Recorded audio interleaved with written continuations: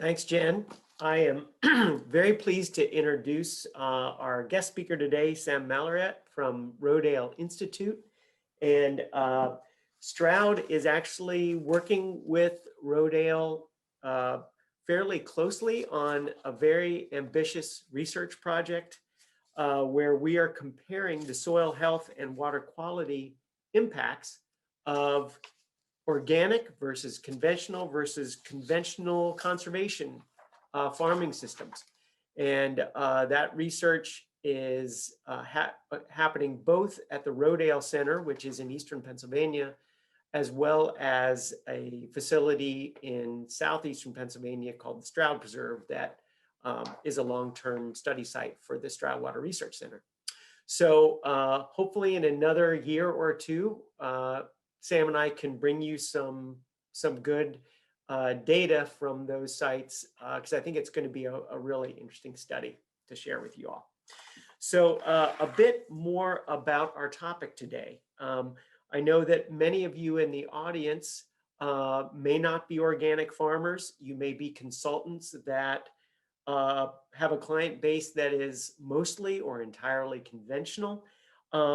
But at the same time, we're all recognizing that many farmers are interested in and shifting toward a wide range of regenerative agriculture opportunities. And Jen pointed out that she was at a no-till conference recently where the discussion was about how to boost payoff from cover crops. And the speakers were talking about how regenerative agriculture practices oftentimes help farmers reduce fertilizer, synthetic fertilizer, and pesticides to the point that they're actually getting closer to potentially an easier transition to organic than they might have been, say, 10 years ago. So it's an opportunity that some of you as farmers out there or some of your clients, if you're a consultant or a crop advisor, may start to see shift happen. So a bit about Sam. He is the director of Rodale Institute's Organic Crop Consulting Service.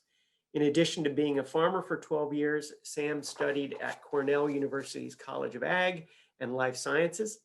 He worked in the Department of Plant Breeding and Genetics and has also spent time helping farm operations in Pennsylvania, New York, and Maryland.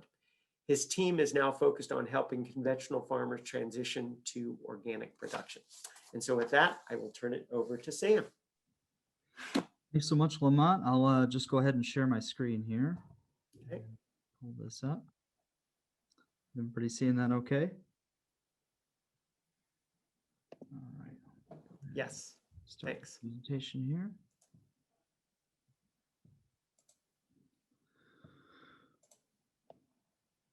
All right.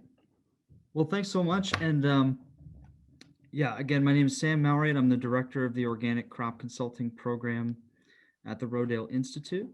I just want to thank Steve and Cover Crop Coaching and Stroud Water Research and FWF and Resource Smart as well for having us here today. I was telling Steve the other day that the very first farm field day that I went on when I was 17 years old was on his farm in Holtwood, PA. And it just blew me away how many people were there learning about cover crops. And I'm really grateful to be a part of the farm community that he and Stroud have helped bring together. I think it's really important what they're doing. And Lamont mentioned a little bit about our watershed impact trial that we're doing with them. Steve and Stroud have really brought together a really great group of farmers and members of the community to try and work on improving farm practices. So thanks so much for having us here today. I want to talk a little bit about opportunities in advising farmers to transition to organic production. And subtitle I have here is How Production Methods Can Influence Farm Profitability and Improve Natural Resources. As Lamont sort of mentioned, I think we have a unique opportunity under the organic standards to help farmers get rewarded for some of the conservation practices that they implement, but also help them move into practices that are a little more consistent with regenerative production methods. So just a little background for those of you that aren't familiar with the Rodale Institute. Rodale is a 501c3 nonprofit, and we're a research and education center in southeastern Pennsylvania. And we've been around for about 70 years, but sort of our claim to fame from a research standpoint is our farming systems trial, which is a long-term comparison of organic and conventional commodity grain production systems. And what that looked at when it started 40 years ago was a comparison of yield, long-term yield between the two. And one of our most important findings from that study was that yields between organic and conventional production systems over the long term are largely competitive. So that was a really exciting finding. And since then, we've been implementing a lot more research on soil health, measuring more things on this farming systems trial to sort of make clear some of the findings that we've been finding consistently. The Rodale Institute was founded by J.I. Rodale and family in the 1940s. It started with a publishing company. Some of you may be familiar with Organic Gardening magazine and things like that. And so, like I said, it's been about 70 years since we got started. Our mission is we aim to expand organic agriculture by assisting farmers in successfully transitioning to organic, conducting research on organic farming methods, and educating consumers on the benefits of organic for people and the planet. Sort of our informal motto is healthy soil equals healthy food equals healthy people.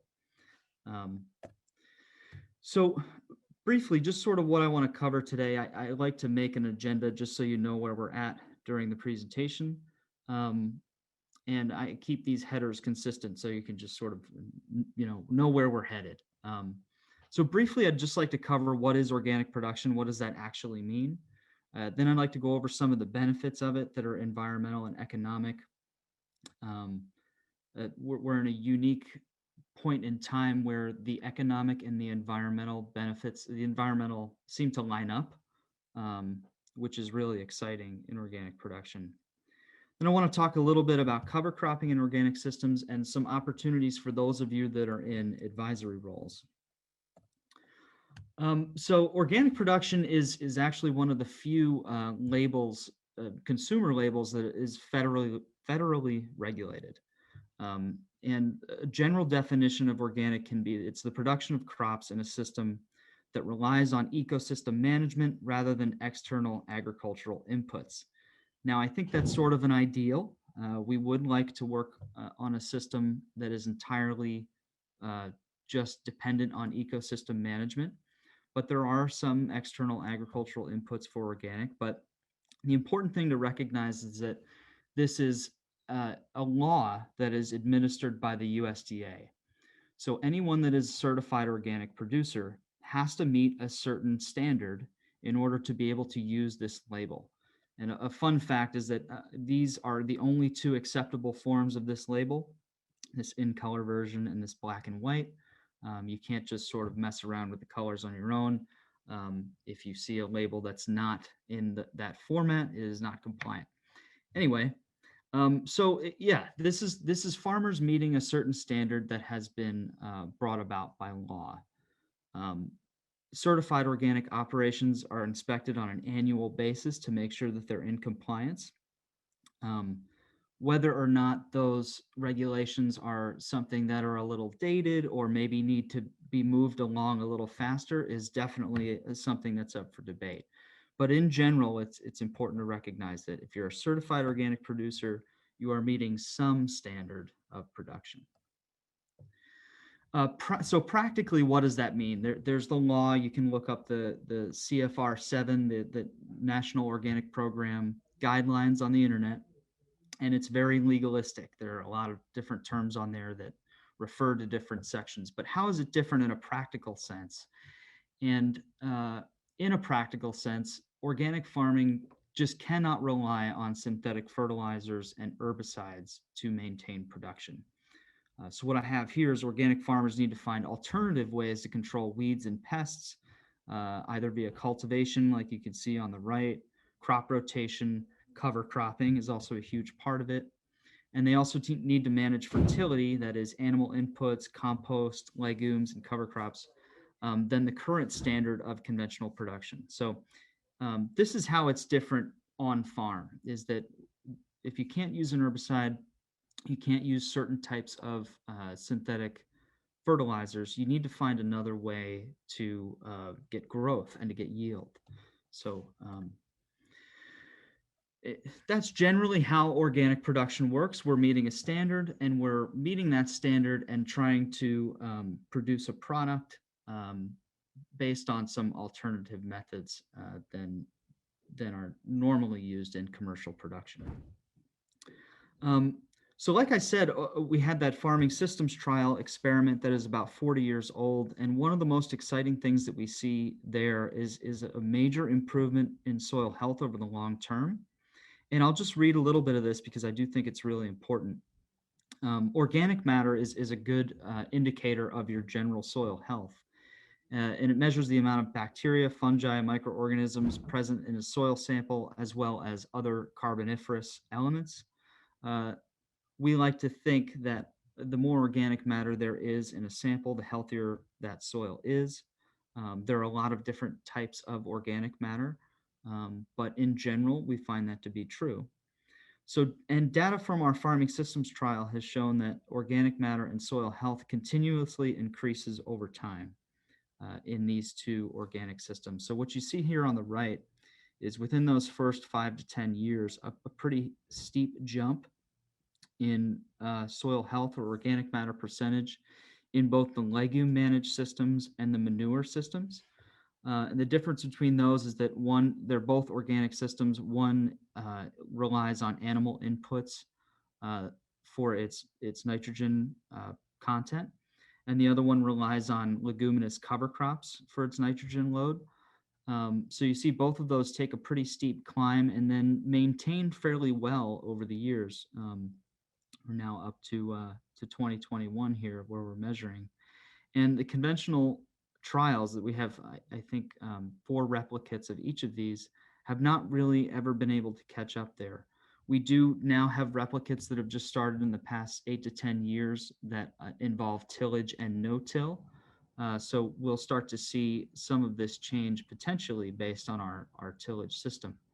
But it's exciting to see that improvement in soil health over the long term.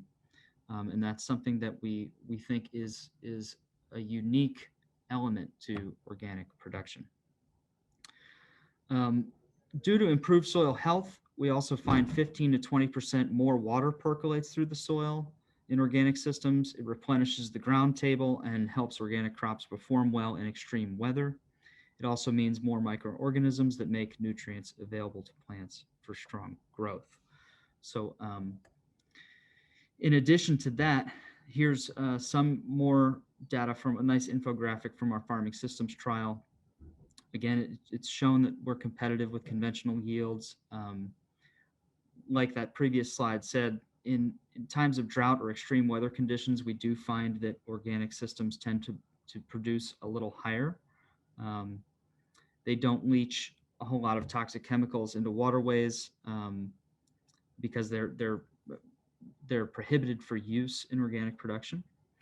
They use 45% less energy on the whole. That's generally from reduced field passes or from reduced use of products that use a lot of fossil fuels to be made.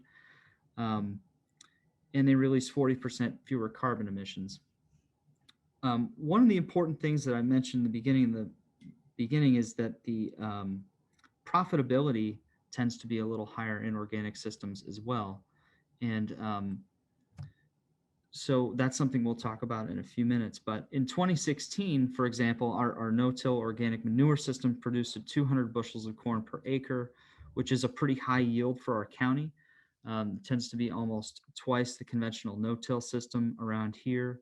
I think our county average is actually now about 140. So that's pretty good, and it really contributes to that on-farm profitability. So I just had this is an example actually from a farmer that we were working with, wanted to transition about 30 acres of sod or old pasture into commodity grain production. You can see on the left that in their 2019 season, This was sort of their average yield on a similar piece of ground, about 140 bushels per acre. And at a market price of $4.40 per bushel, that came to about a little over $18,000 gross. Even if they got a really good yield at about 200 bushels per acre, that put them at about $26,000 gross. In their organic system, which this is actual data from their farm in 2019 post-harvest, you can see that their yield was 110 bushels, which is a little low. But at the $9.50 contract price, their gross is significantly higher. Now, I know this is not something that accounts for cost, but in a well-managed organic system, you'll have costs that are fairly similar to conventional, maybe slightly higher in labor. And so all in all, this is a pretty good economic opportunity for farmers. And we think that this just sort of helps helps farmers get paid for practices like cover cropping and adding compost and manures. To give you an idea of a cover crop cost that might be applicable in this scenario, if you interseeded, for example, not necessarily something we would always recommend, but if you interseeded a variety not stated rye, I was looking up prices about a week ago. It's about $65 for a 50-pound bag. You'd be looking at about $3,900 in cost to apply this to an organic farm to have a cover crop going into your following season. A conventional farm may also, conventional no-till operation may also have this same cost, so it may not be unique to the organic system here. One of the things that's really important here, and again, this section of the webinar series is called Do Cover Crops Pay?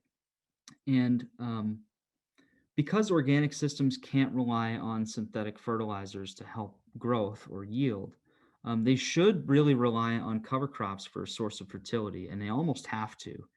It helps prevent erosion from tillage events and aids in nutrient cycling. And some legume covers, this is crimson clover on the right, they can fix hundreds. I wrote hundreds. I think that's a little high. Probably in a maximum of about 100 or 150 pounds of nitrogen per acre. That can be available to a subsequent cash crop. So I think that any organic farmer that is successful uses cover crops, and that's a really important way of making the case to other farmers that might be interested in this, is that really all farmers should be using this. This is something that we need to be implementing not only on organic but also conventional farms.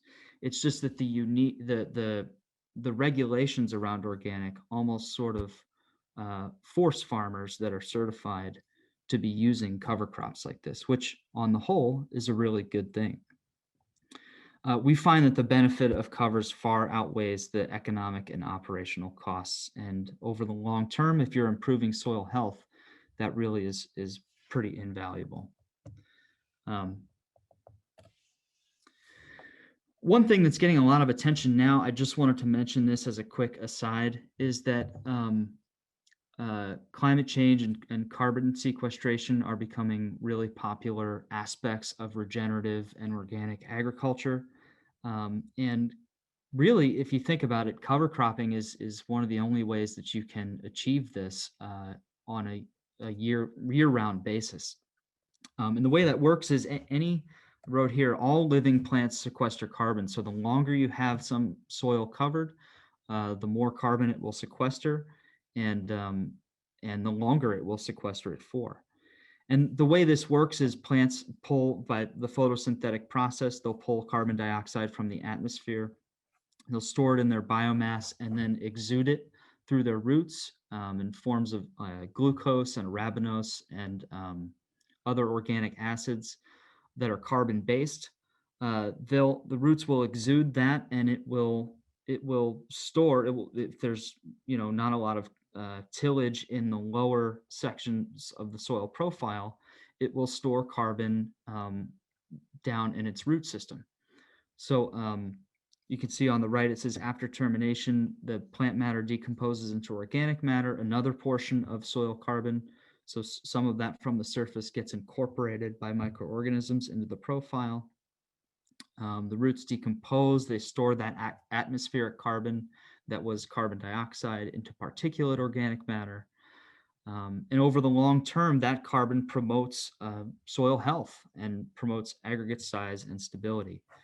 So this is becoming a really popular thing to talk about in organic systems, especially in regenerative systems.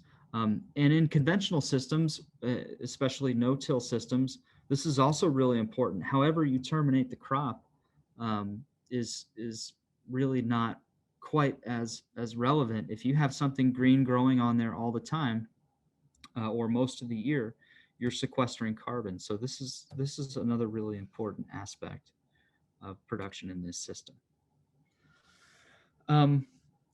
In terms of as an advisory role, for those of you that are in advisory roles, I think it's combined with the economic opportunity and the environmental opportunity that we have to start to conserve soil and heal some of our estuaries and water systems.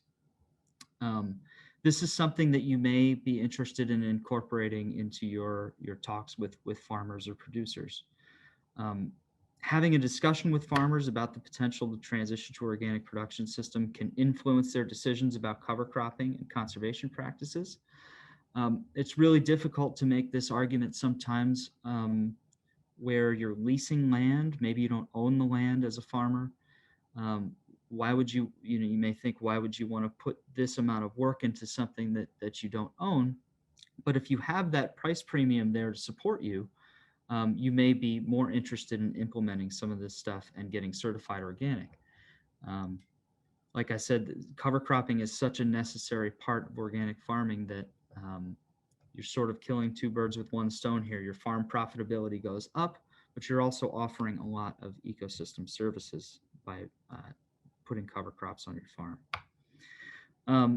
Some of these practices are required by the NOP regulations, like we discussed. There's no synthetic fertilizer or herbicides, but others are just operationally necessary. So it's really difficult sometimes to source nutrients as an organic farmer.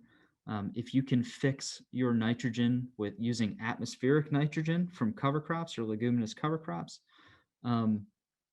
that's going to be a lot more cost effective than having to ship something in that would be an organic approved product.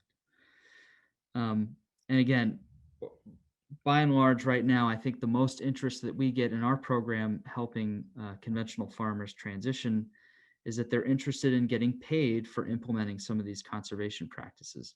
Some of them may also revolve around amount of tillage, reduced till or no-till systems. Farmers really see value in that in terms of their long-term impact on soil health, but also in their overall profitability. And again, right now, most organic producers cannot rely on government policy or subsidy because they have been largely left out of that discussion. I have real quick, just a shameless plug here. We do offer our services right now in Pennsylvania for free. We do offer them nationally, but at some cost. But with support from the Pennsylvania Farm Bill, which was a direct investment in Pennsylvania farmers, and the Department of Ag, we can offer this to farmers, landowners, businesses, and organizations that are interested in transitioning land. Here's some of the services we include on the right are advice on weed control, equipment purchasing, certification paperwork, and seed sourcing. Take advantage of it now while it's here. And if this is something you or your organization or some farmers you work with might be interested in, then just visit us at that website listed below. To sort of bring it back around, the name of this, or the title of this section of the webinar series is "Do Cover Crops Pay in an Organic System?"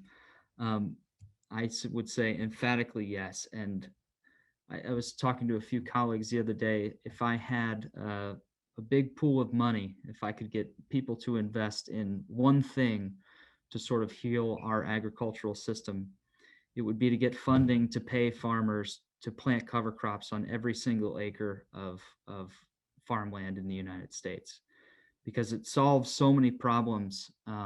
It solves water issues and carbon issues all at the same time, and farm profitability issues.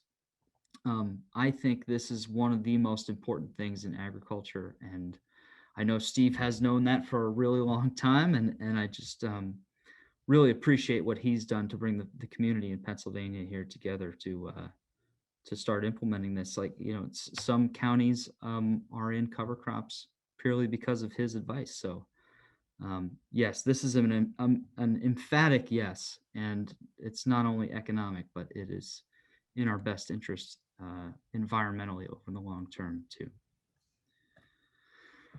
Okay, that's all I have. Thank you so much again for having us. Really appreciate it. And please come and see us anytime at the Institute in Pennsylvania. I'd be happy to show you around and tell you a little bit more about what we do. So if people want to enter questions into the chat box, I have a couple, and I'll start with one that we have that's been, did I just say the chat box? I think I meant the Q&A box, and I apologize for that. What's the actual timeline that it takes for a farmer to become certified organic? Yeah, it's 36 months, and this is in the USDA regulations, 36 months from the last prohibited substance application date. And a prohibited substance is typically a synthetic fertilizer, an herbicide, anything that's not allowed in the NOP regulations. From that last date, as long as you don't apply anything else that's prohibited, you can receive your organic certification, your actual certificate, 36 months from that date. So it's a 3-year transition period to become organic. Okay. I wonder if you can expand a little bit on no-till organic systems. Yeah, sure. So a lot of conventional farmers are no-till right now, and they're using herbicide to terminate cover crops and stuff like that. And reducing tillage, no-till is a great way to improve soil health over the long term. However, switching to organic no-till production, especially if you refuse to use any tillage or cultivation whatsoever, can be really difficult. And that's just by way of controlling weeds.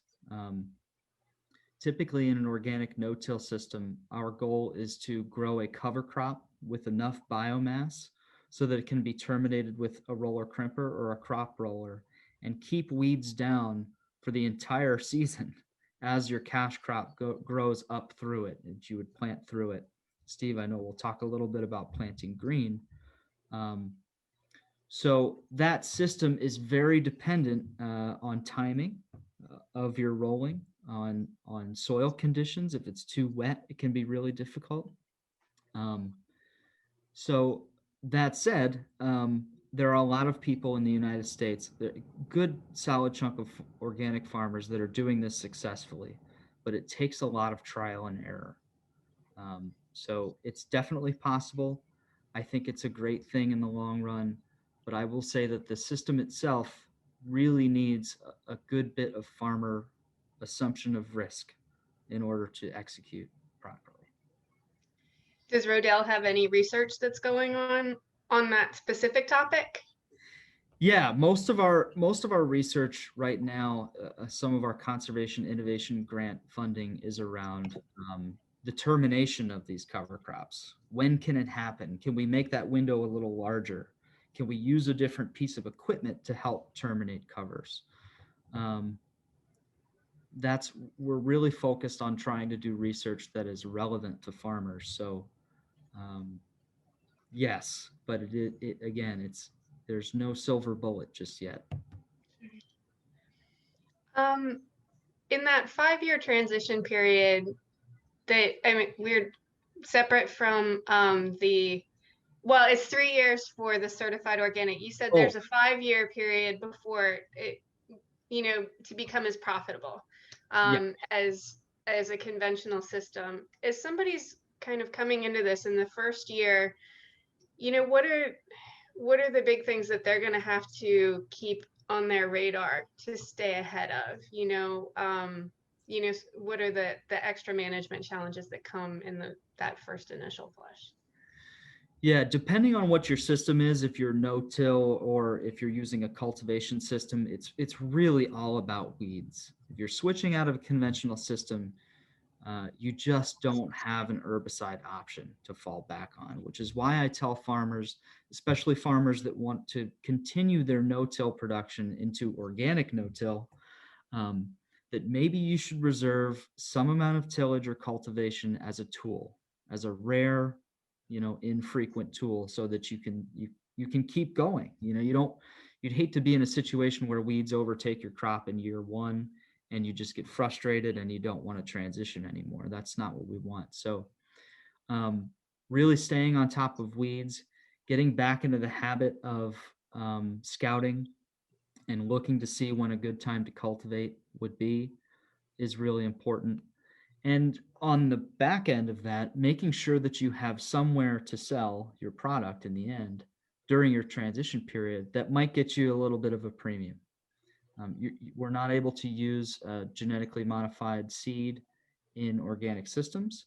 So some buyers are willing to pay a little bit of a premium for non-GMO during that transition period. And that's something you really want to make sure you have lined up if it's available in your area. Okay. That's great. And the last point that I wanted to ask about is how do you advise farmers who are on steep slopes? Right. Yeah, that can be really difficult. And sometimes we find that we need some alternative methods there that aren't necessarily just classified as tillage or no-till. On slopes, I think strip till can be really effective, which may require some additional equipment, but in general, I think that is a good option for farmers on slopes.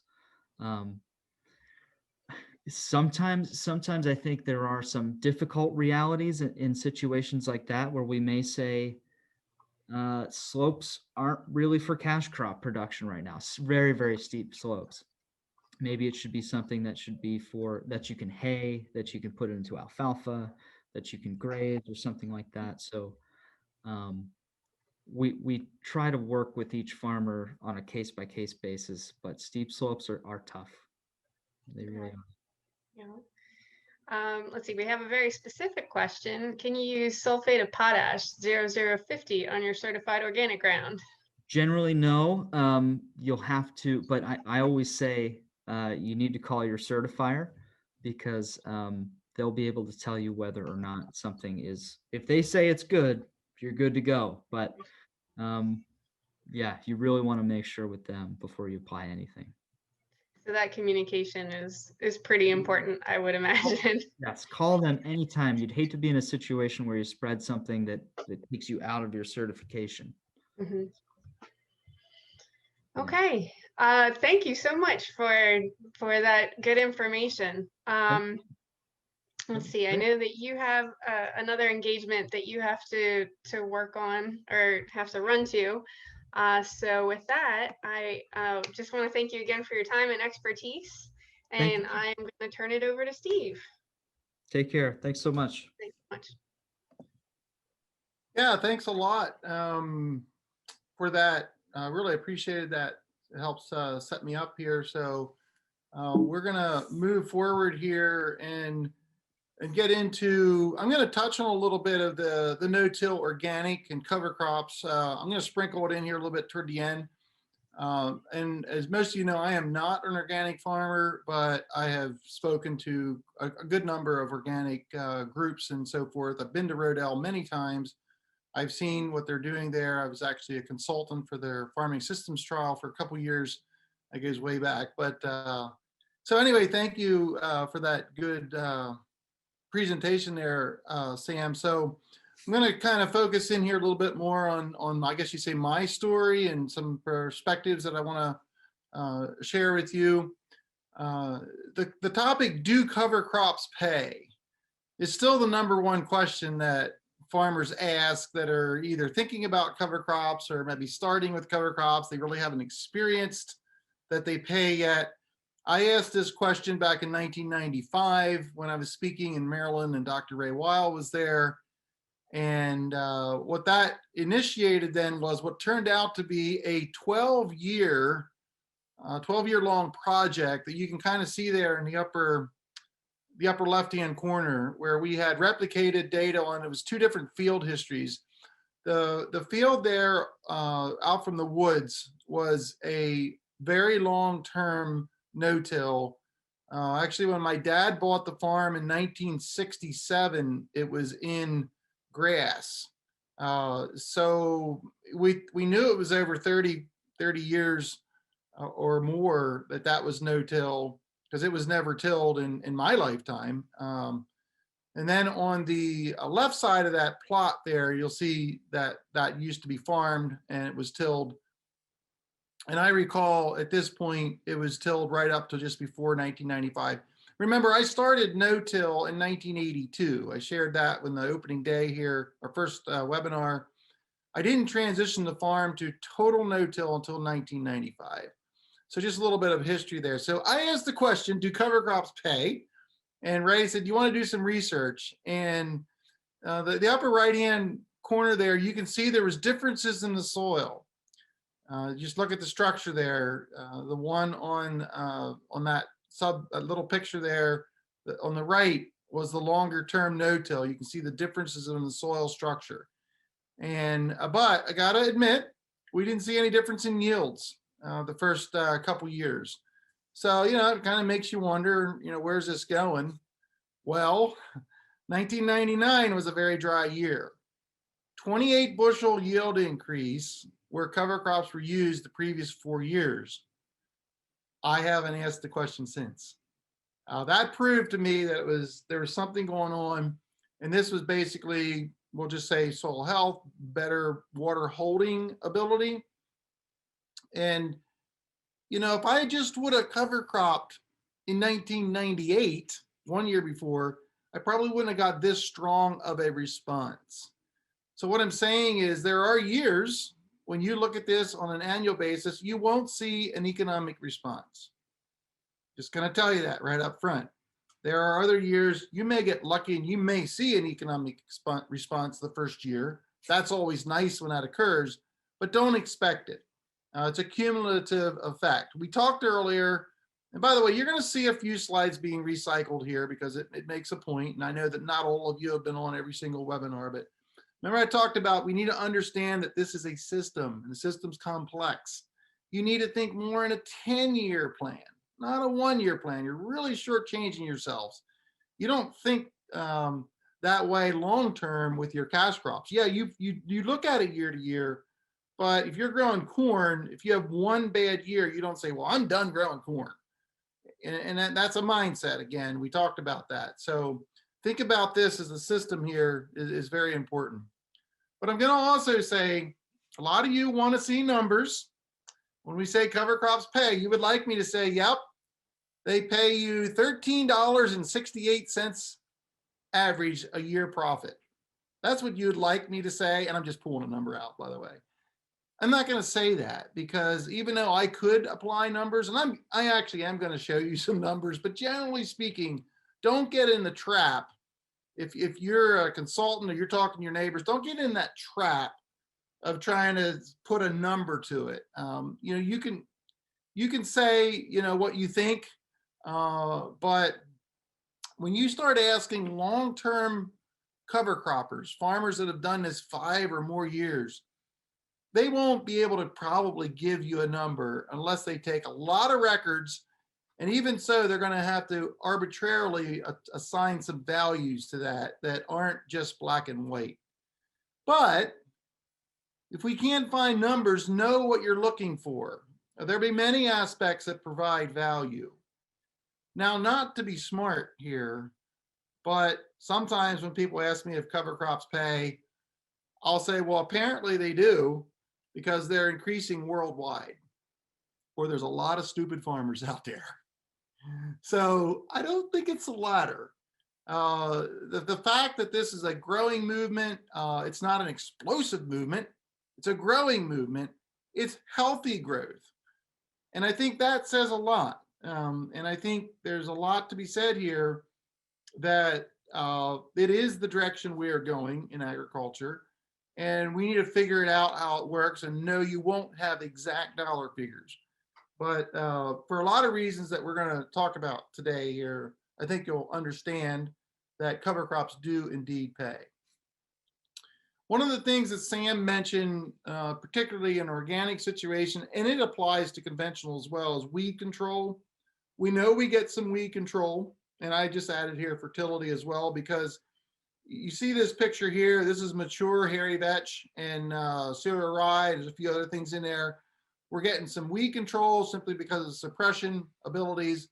We're getting some fertility, particularly nitrogen out of this vetch. So if you think through it, if I'm getting that, then that should lower my cost, should make them pay. Now, yes, you do got to pay for cover crops. And I'll just say, generally speaking, I've heard this stated already, and I think it holds true, that you can almost afford to pay, or you can use a guideline to pay for cover crop seeds and establishment the amount of inches of rainfall you receive in an annual basis. So here in southeastern Pennsylvania, it's around 40, 41 inches of rain a year. So paying 40 bucks an acre for cover crops, including establishment, is a ballpark figure. And that's just to use you to help you think about where to go, because you can spend 50 bucks an acre if you're not careful. But you can also get away with $15 an acre, and that's fine. So I'm just making a general statement here if you're kind of starting from scratch and wonder how this all works. Now, those who are, I'll say, privileged to live in the state of Maryland, which has a very robust cover crop program, do cover crops pay? Duh. When you're paid 40 to 60 and maybe $80 an acre to plant them, why not? And for those of you who are outside of the region, you might say, well, where does the state of Maryland get that kind of money? Because it's like $15 to $21 million an acre they're paying out for cover crops. Well, it's actually a tax on the sewer bills that people pay.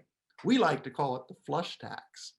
So basically, it has come with very little challenge because there's a lot of population in Maryland, and they're all around the Chesapeake Bay. Remember, we talked about the Chesapeake Bay a couple times, and they're happy to help out to keep the bay cleaner. So that's a little bit of story behind that. So kind of back to our topic here, weed control and fertility are two of the big things that cover crops do that directly can impact how to make them pay. Another thing that I'm confident on, I've seen enough research with my farm actually, of this statement: cover crops make fertilizer more efficient. Now that's my, that's kind of like my softball statement here. There are some farmers who, that are not even organic, that are using cover crops and no-till, and all but, or some are eliminating fertilizer. And I will tell you, it is possible, but that's after a lot of time, years, and also experience. Remember what Sam said? Things really gotta be managed carefully. Remember what I said the last couple of days? It comes down to management, and I'm gonna continue to use that word. That is sometimes the difference between success and not success. But I will say cover crops do make fertilizer more efficient, meaning we can pull back our fertilizer once you understand a little bit more how it works. And that's easy to understand then, that we can make them pay because fertilizer costs money. So just from an economic standpoint, we understand that. If you pull back from a soil health standpoint and even nutritional aspect of the food, using less synthetic fertilizers will always help increase the quality of the food. Maybe not much, but maybe significant. And these are some of the things we've really been looking at here recently, at least I have been. So we got to look underground as well for these same things. Here's a video of earthworms. This is on my farm. There was 36 earthworms in 1 square yard doing their thing. Our conditions were ideal. It was a mid-May evening. It was a little misty, a little, humid, and the earthworms were out right before dark, and they were everywhere. So this is, I just show you this to help us understand that what they're doing is they're recycling nutrients, they're making things more available, water infiltration, all kinds of things. And I kind of like to say it's my tillage, or now I've added my nutrient management in full swing. Again, this feeds into helping my cover crops pay, because the cover crops are in essence feeding the earthworms. They're giving them something to eat. Now, what is the result? If you look closely here, I'm showing you the top 2 inches of soil. This is my field that I started no-till in 1982. So we're 38 years into this. My fields tend to be a little stony and rocky, but there is no stones anymore on the top 2 inches. Now, that's not that I necessarily made all that soil, but it is actually soil that has been churned up by the earthworms and so forth. And it's very rich soil. It's high in organic matter. That field there is well into 6% organic matter in the top 4 inches. So that's just an example of what can happen. And, without putting numbers behind all the value of that, that's good. You couldn't pay me to till that soil up. So another slide that I have in almost all my presentations is you need to treat your cover crops like your cash crops. And this would probably be my most important slide, again, for today's topic. Understanding and the management of it is key. The profit comes from the management. And that's the secondary aspect of this that you need to understand for those that you are consulting for, those you're influencing, those you are farmers. The profit is in the management. You're here today to learn about the management. We're not selling you cover crop seeds today. It's the management that's going to make you successful, and it's going to make cover crops pay. And again, you've seen this slide before. What are you trying to accomplish? This is paramount. It's important to understand that so you can do the right management aspects. It was nice that Sam mentioned planting green. I'm going to talk about a little bit today, more tomorrow.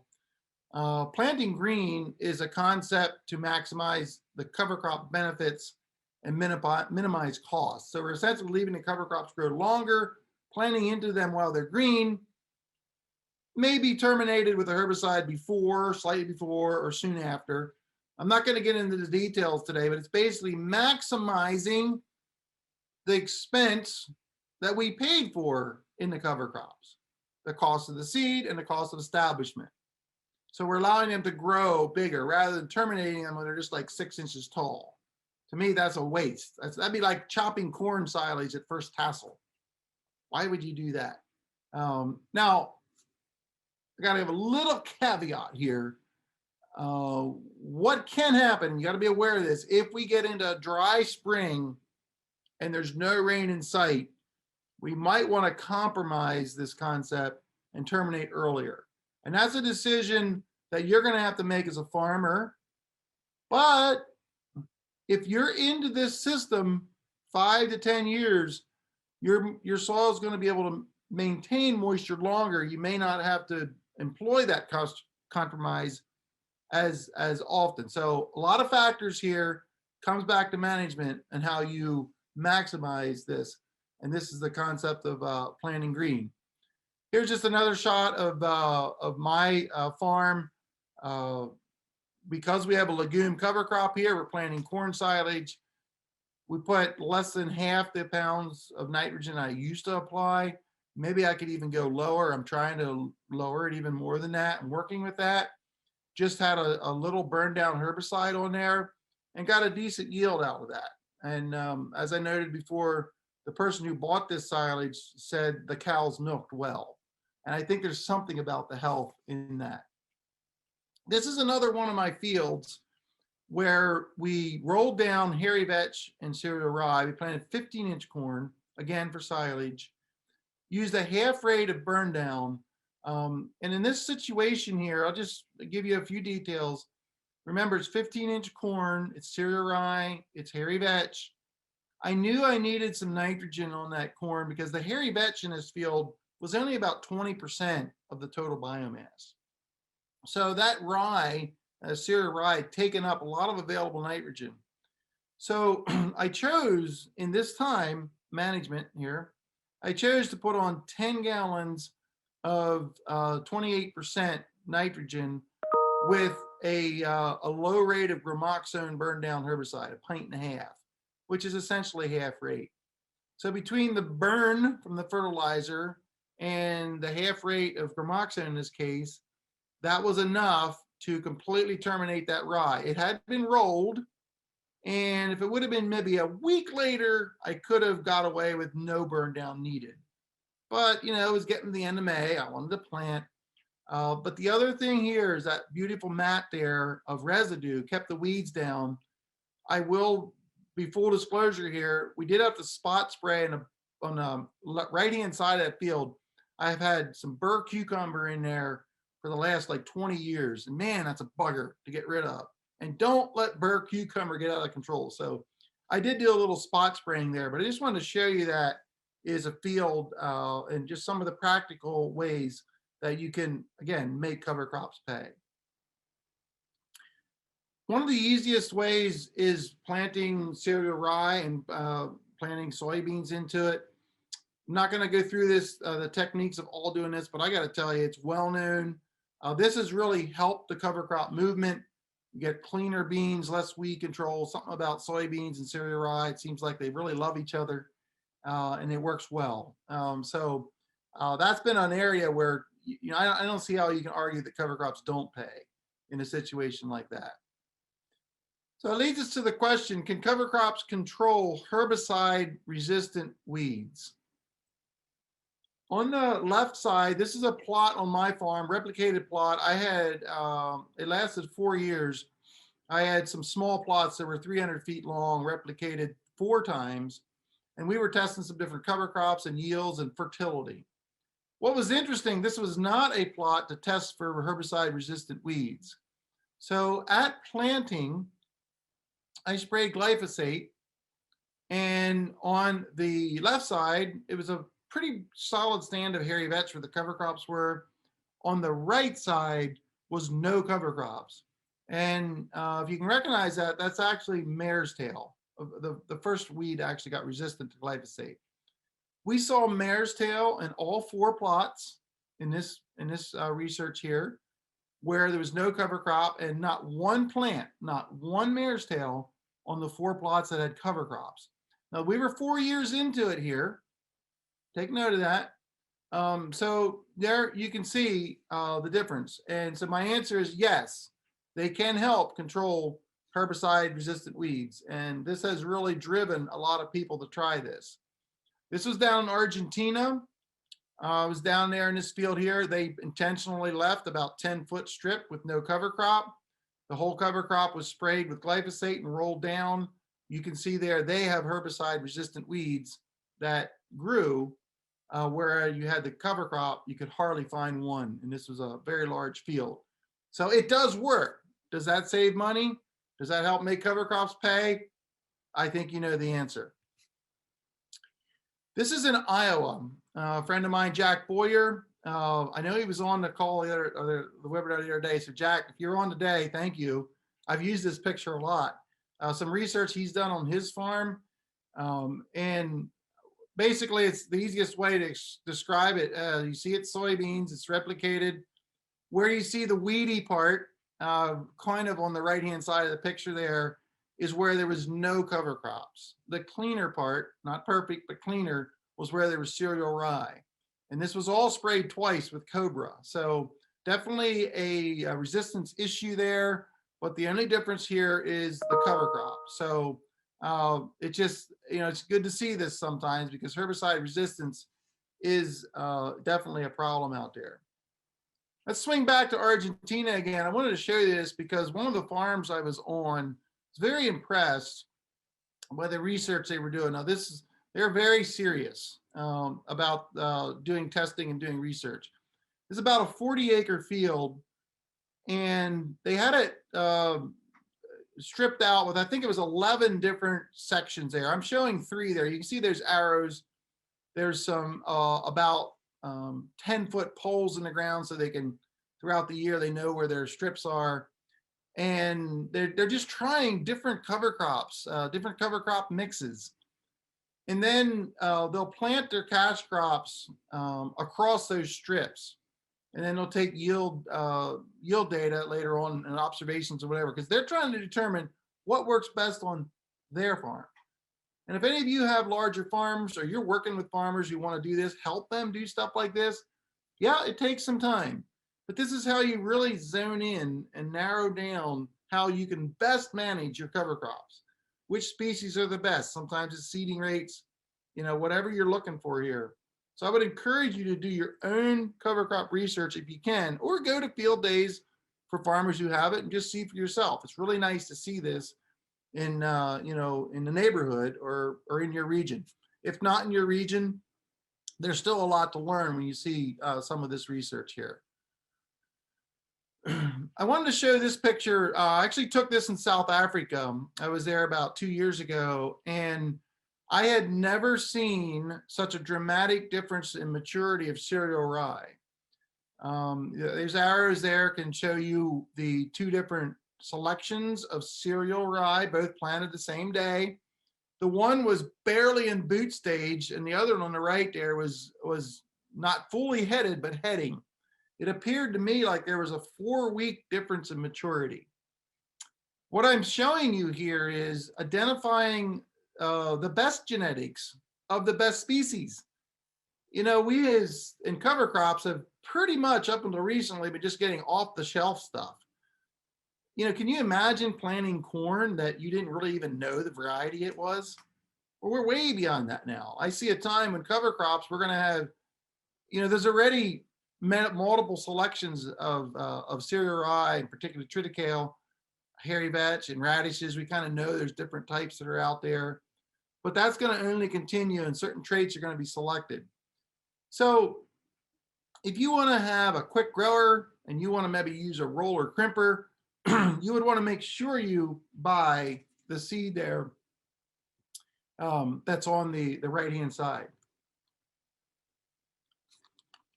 That way it's more mature when you roll, and you'll be more effective. Again, sometimes the reason cover crops don't pay, excuse me,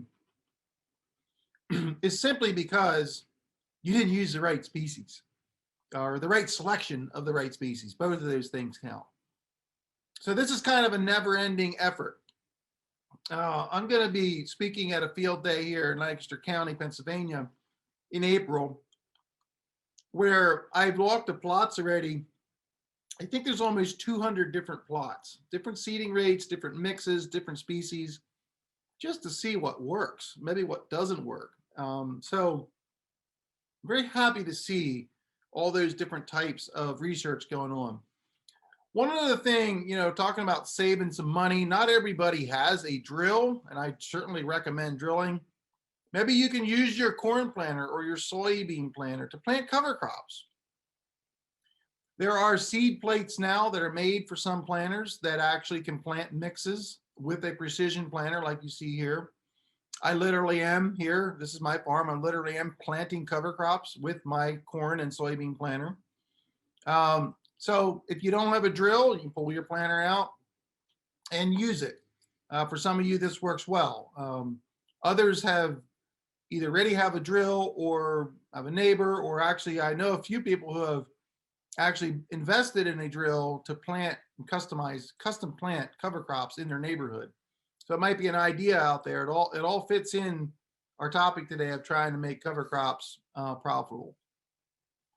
I showed this picture the other day as well, but it suffices as it is to say, you're going to maximize the use of cover crops and maximize the opportunity to make them pay.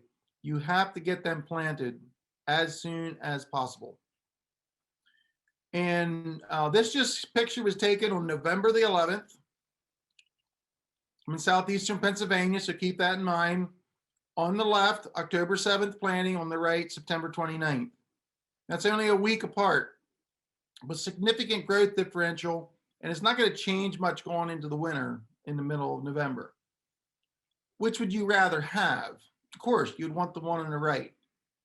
So every day counts. I've said already that every day in September is worth a week or two in October, might even be more than that. The cost of seed is the same no matter when you plant it. The cost of establishment is the same no matter when you plant it. Write that down when you're talking to your farmers. That's something you want to remind them sometimes, and that you get more value out of it. See, treating your cover crops like your cash crops. Farmers are all ready with their planters and everything in the spring, the first day it's fit to get going. Are the farmers ready? Are your farmers ready? Are you as a farmer ready to get your cover crops planted? I understand harvest time is very hectic, and that is a priority. I get that. I'm a farmer. But what can you do in your operation? I'll tell you a quick story. A friend of mine from Indiana was farming 22,000 acres. And we had a meeting. It was actually a private meeting, invitation only. It's kind of a think type meeting, and he was there. And we for 2 hours, we're talking about how to do cover crops. And at the end of the meeting, he told me, he said, I really know I needed to use cover crops, but at 22,000 acres, we start harvest the 1st of September. We try to finish up by Thanksgiving. We have 4 combines going, 3 grain carts, and 5 semis. There's no time to plant cover crops. Okay, so the first year, though, he planted like 100 and some acres. Next year, he planted a few thousand. Next year, a few more thousand. By 4 years, he was planting half of his 22,000 acres in cover crops. Why? He started seeing the benefits immediately, and he figured out how to do it. And it was a combination of aerial seeding, applying cover crop seeds with dry fertilizer in the fall. So it wasn't just buying a huge drill and another tractor and hire another person. He was creative. So I want to use that example. You got to be creative. There's all kinds of ways now to get cover crops planted faster than we used to, but that is a key one there to make cover crops pay. Okay, for those of you who like numbers, this is for you. I got to defer to my friends, the Rulon Enterprises. They're in Indiana. I spoke at their field day already. And I'm not going to go over these numbers. See in the bottom, I say, if you Google cover crop ROI 266%, this will all come up and you can study it. These guys, they keep track of their costs to the penny per acre. I think to this day, even though this is 2015, this is, I think, one of the best scenarios to try to capture the true value of what cover crops have to offer. So I'm just going to leave it at that. You can Google that, spend time, look at it. That was the cost. Here's the benefits. They're actually projecting a $69 benefit per acre. That sounds higher than a lot of you would have expected, probably. Work the numbers, see what you think, mix them up, whatever. At least you have something to go on here. There's things on here you probably never thought of. So I wanted to show you that because that to me is about the closest you're going to get if you want to put hard numbers to the value of cover crops, soil health, and how to make cover crops pay. So just Google cover crop ROI 266% and you'll have fun for a few minutes. Well, I have to mention cost share programs. I feel that these are very good for beginning farmers and cover crops. See what's available in your areas. Of course, the NRCS has different programs, different watersheds. You got to go and check what it is. I'm not sure, what all programs are available. I just might mention that for those of you who don't keep up on the news, in agriculture at least, there's a thing called Climate 21 that is starting to be unveiled right now. Looks very favorable for cover crops, I'll just say. We'll see how that develops, how that rolls out. Different states have programs. I mentioned Maryland, but very few states do. I know Indiana does, and Iowa, I think, has a little bit part of that, but most states do not, but there's NRCS in every state. And then there's what I call advocacy groups. We have a lot of Chesapeake Bay groups in our area here that have money. I'll just mention Stroud has connections to help people to get hooked up with cost share programs.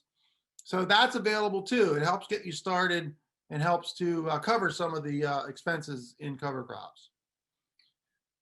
I'm gonna just kind of like, this is a little bit of the middle of my presentation to pause a second here and get some perspectives for you to think, what opportunities are you leaving on the table?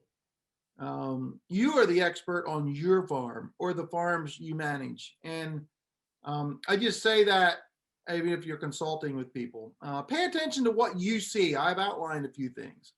Of course, learn all you can. That's what's happening today, but you got to continue that and never fear a challenge. I would just wonder, Lamont, would you want to pause for a second and do a poll right now or something before I do the background? Yeah, Steve, you read my mind.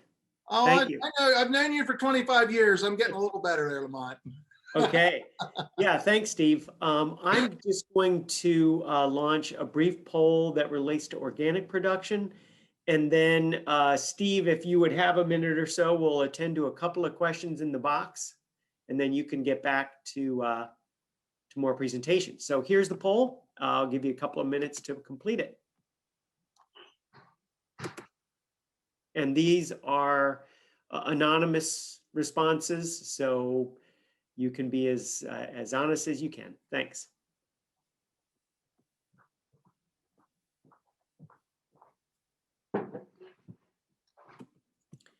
And Steve, while we're waiting on the poll, Scott asks if you could review again what the rule of thumb was on cost per inch of rain.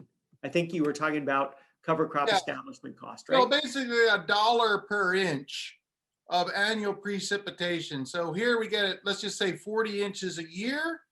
So I could, a baseline is about $40 an acre I could pay for seed and establishment. So establishment in that is usually about maybe 30% of that, 10, 12, 15 bucks depending, seed, $25 an acre. Again, it's just a rule of thumb because sometimes people, they'll like be pricing out somebody be like $60 an acre. How can I afford that? Well, that is getting pretty pricey. And I just want to have people comfortable knowing, where to start from. Now, if you're a vegetable farmer, high-end crops, and there's some special variety of cover crops that you want to use for whatever reason, you can afford to pay a little bit more than that formula. But I just put that out there to give you kind of a baseline to jump off of. And one thing that I just noticed in the chat or Q&A box is that one of our attendees just looked into the cost of aerial spraying in his area. I think he's in the Mid-Atlantic, and it was for aerial application by an airplane, $40 an acre, not counting the cost. Yeah, and that's because it's this area. When you go out west in larger areas, it's $10 or so. Right. $8 to $12, it depends. And the problem is we have small fields here, and the efficiency of aerial applications is not that good in most of Pennsylvania. I'll say you get down Eastern Shore and some places in Virginia, there's places where it's more efficient. But yeah, the cost of aerial application is very high. And again, there's parts of Maryland too that it may be effective, but yeah. And Steve, one other question. Do you know the winter hardiness of early maturity rye? So the early maturing rye, I would say I have not seen any cereal rye that doesn't overwinter. It's just a tough species no matter when it is. Now the picture I showed was from South Africa. That specific variety I don't have any experience with, but of all the varieties I'm aware of cereal rye, I've never ran into one that did not survive anywhere that it was planted.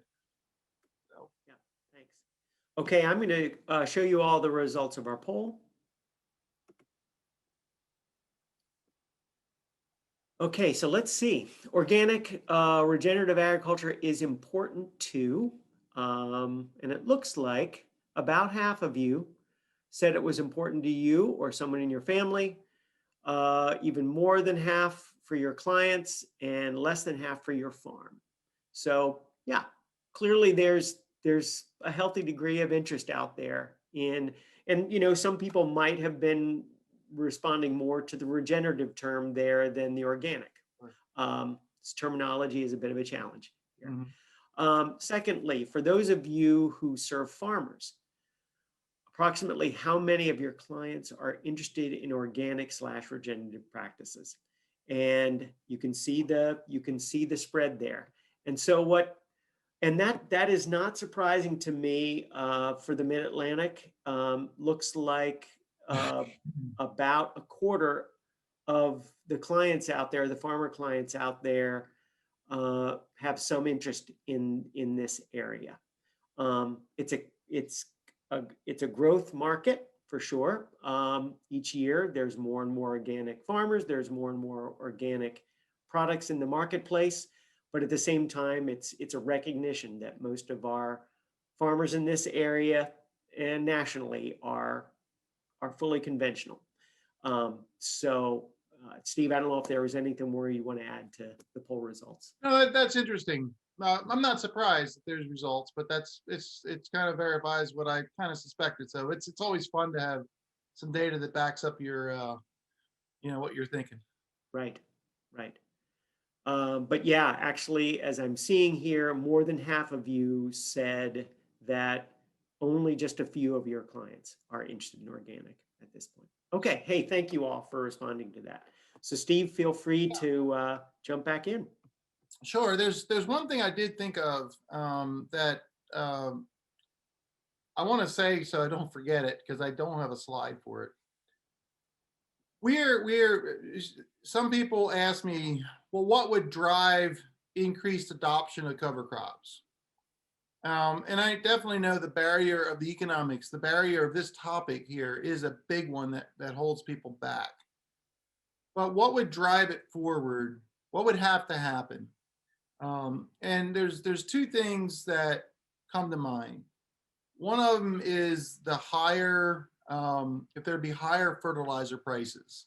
We know there's a correlation to either holding nutrients with a cover crop, like holding nitrogen in the fields, or releasing nutrients, making them more available because of increased soil health. And the fact that legumes can actually produce nitrogen, very necessary, particularly in corn.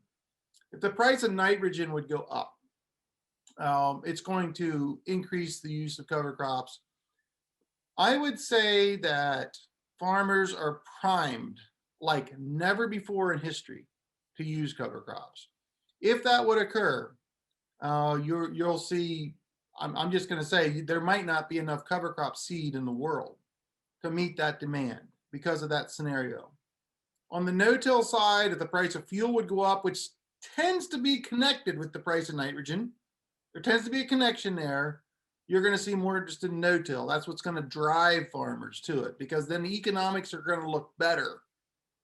Because everybody's comparing what they're comfortable with now. We have relatively low fuel prices and relatively, I'm going to say, fair or average fertilizer prices. So I just put that out there. What I've had people come up to me and say, my average corn yields are 225 bushel for the whole farm. How can cover crops help me? My comment usually is probably not a whole lot if you're just looking at economics, unless you have a marketing benefit because of what you do, which isn't a whole lot yet, but it's coming. Or I always throw this question in, what will happen if the price of fuel and a fertilizer increases 50%? Then I see the wheels turning. So I'm just going to put that out there in the context of the conversation today, January of 2021, where we're at in that. That could be a great impact here if the price of fuel go up. The other thing is the availability maybe of subsidies or or government programs and plans. We all know they're fickle. We don't know where that's going. There may be some more money out there now that could help as well. But I'll just kind of leave our thought with that. And we'll get back into my presentation here. So we talk about making nutrients, and so forth, but there is a factor here is when they actually leave the farm, you're losing money. And I like to challenge farmers. Would you like to see the pile of the stuff you paid for that actually left your farm? Meaning the fertilizer, the pesticides, the nutrients, whatever they were. Would you like to see that? Wouldn't that be interesting? If farmers could see that, literally see that, I'll guarantee you it would inspire them to do a little better job at keeping it there. And that just, it's just one of those things, mindsets to think about. So I like to say, well, there's a stream there in Lancaster County. I took that picture one day. It was just after heavy rain. That's the stuff that farmers paid for. I mean, we're not even thinking now about the environmental consequences. This is the economic consequences here that's literally going down the drain. So, if we keep our stuff in the fields, it's gonna be better for us. It'll come to pay us off. So it's just, again, to think about this. Also, it won't be tolerated. Soil washing out in the road like this. We don't see this near as much, but we still see it. And so it's just not going to be tolerated. And what's going to keep people from doing that? So I wanted to show you a few other examples from my farm. I used to grow these tomatoes out in the field. I grow them all in high tunnels now, but this is one of my early years in the mid 90s when I was no-till transplanting tomatoes into rolled hairy vetch. And you can just see this, how nice this looks. Up to this stage of growth, what I want to point out, there was no inputs added, no fertilizer. We got enough nitrogen from the hairy vetch to grow the tomatoes, no pesticides. We had very good insect control, which was amazing to me the first time I did this. I had no idea this was going to happen. 95, okay? Compared to now, we didn't know much, but I was like, where's the insects? We used to have to spray every week. That was senior. When I was a kid growing up, the spray guy would come every week to spray our tomatoes. And we always sprayed insecticides and fungicides. That was normal. That's not normal anymore. Not on this farm, that's for sure. Matter of fact, I don't even use any insecticides, very little, I should say, insecticides on my pumpkins. And I had 70 acres last year and 90 acres the year before. A lot of people find that hard to believe, but stop in my farm some August. I'll show you. Does that mean I'm not going to have zero insects? No. It's just that we brought them under control. We're talking today about the economics, but I'm just saying, if I don't have to pay for this stuff, that saves me money if I can still grow a decent crop. So that's why I dug this picture out of the archives just to show you how that works. This is more recent. This was 2 years ago, 2018, when we had a very wet year. And I had grown some squash on a neighbor's field that I rented that had been previously tilled for who knows how long. It was always corn pretty much as long as I can remember, which is decades. And now it was like, Steve, can you farm this field for me? Well, I got that news like about this time of the year in January. So the first thing I did, as soon as I could, I planted oats and peas in there. And I did no-till these butternut squash. Same variety. Now I treated them a little bit different with fertility because I knew there's a difference between mine and that field. So in October, when we harvested them, I kept some in a box from my field, and I kept some in a box from the other field because what I was really wanting to do was to check the nutrient density and just to see how they lasted. You really couldn't see any difference at that time. And sometime in December, I started smelling something in the basement, or it's in my garage actually, which is the bottom part of my house. And I thought, what is that smell? Turns out these squash were starting to rot. So I took them out, and I just want to show you this is exactly what I pulled out of those boxes. On the left-hand side, that's from a long-term no-till, cover crops, diversity, everything I'm talking to you about. On the right-hand side, we'll call it conventional agriculture. Pretty dramatic. Now, we had a very wet year, and I will just say, if it would have been dry, we probably wouldn't have had this much of a dramatic result. I ask you the question, do cover crops pay? Because they have a lot to do with this. And so when you start seeing this kind of stuff, when you start, I mean, who takes a sample of this and watches it? Well, that's kind of the stuff I do. And that's what I enjoy about this, because I see stuff. I don't always see differences, but this to me is very insightful. It makes me feel like I must be on to something here. I'm also working with fertility. I'm working with nutrition. I'm working with things like silica, things like selenium, and stuff like that. Stuff you never heard of, because farmers don't get paid for that. So that's a little bit of part of this equation here. But in the context of today, do cover crops pay? You can answer the question. Sam talked a little bit about the no-till organic. Even though I'm not organic, this is one of my early efforts back when this has got to be 20 years old, this picture here.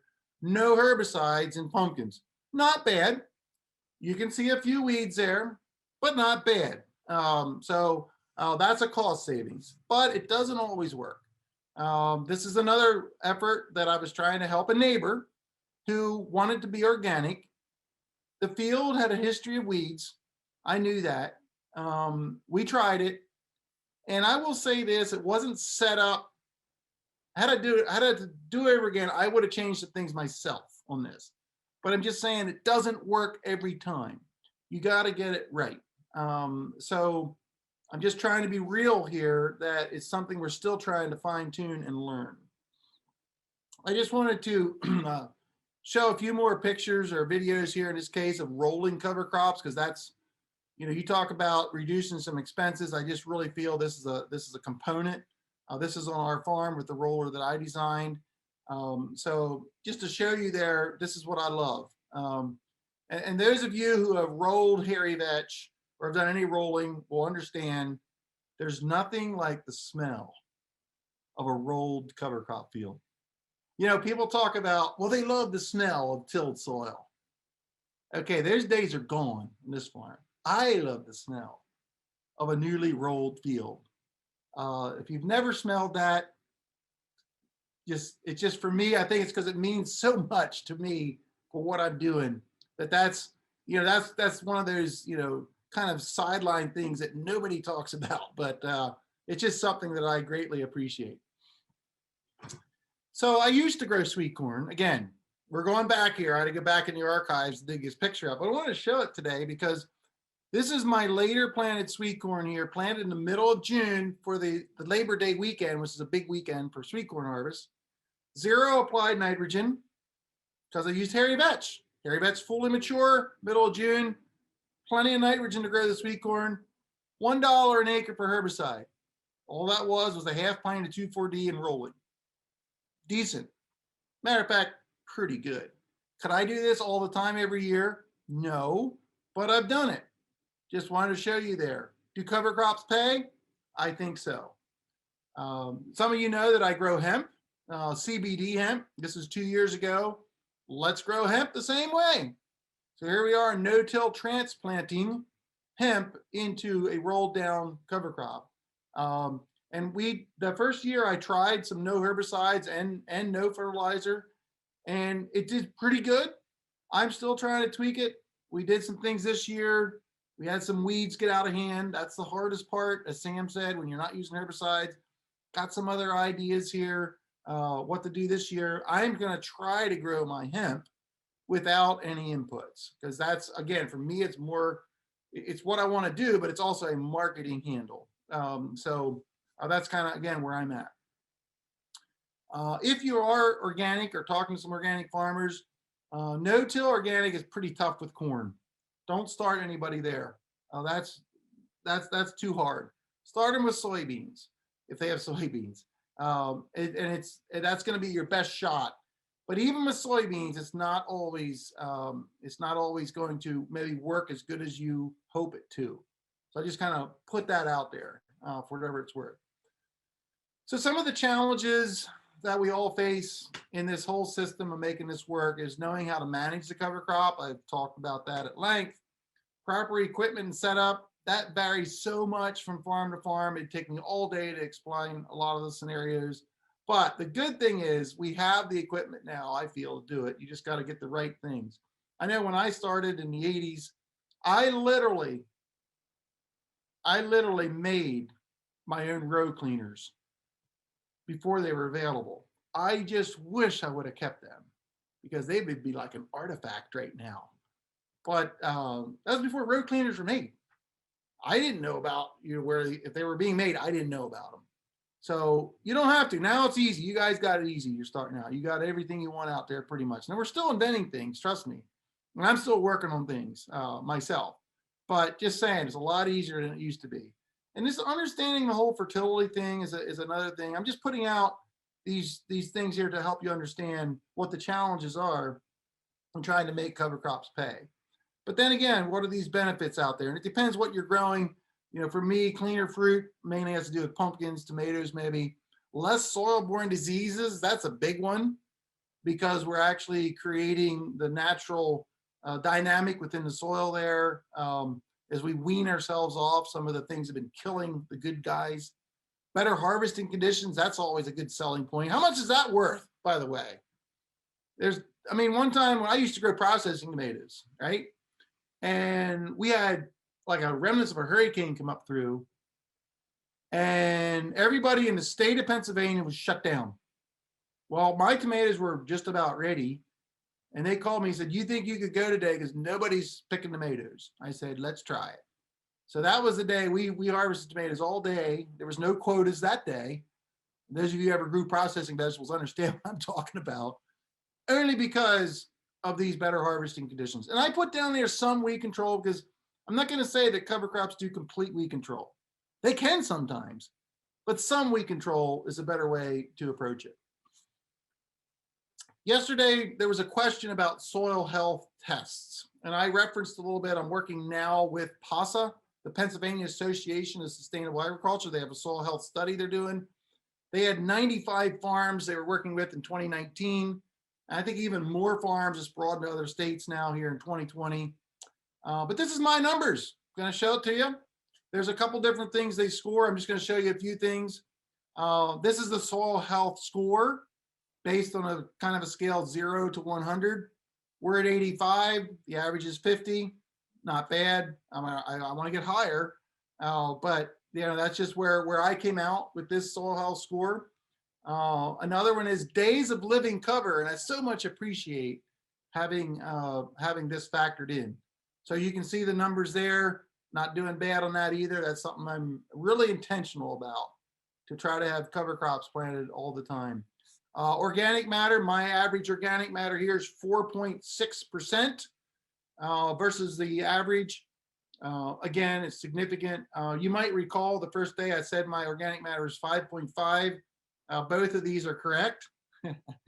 I test, and I've tested for over 30 years now, at the 0 to 4 inch. That's where I'm at 5.5 average now. This was tested, I think, 6 or 8 inches. So a little deeper, my numbers go down, but still in the context here of this here, this is a really good framework here for this. So that's a little bit about some of these soil health things that are being done out there. Well, I'm going to get a little controversial here. Some of the things that are out there in the context of cover crops paying and crop insurance and all that, I first really got onto this when I went to Australia. If you don't know agricultural history in other countries, I believe it was in the early 90s, Australia and New Zealand pulled out most all government subsidies, including crop insurance. Of course, that was met with a lot of frustration from some farmers. I've heard that up to 20% went out of business. What it did is cause farmers to look elsewhere. And for farmers in Australia and New Zealand, their crop insurance now is in having a more resilient soil. So they quickly went to multiple cash crops. It's not uncommon to see 5 or 6 or 7 different cash crops being grown.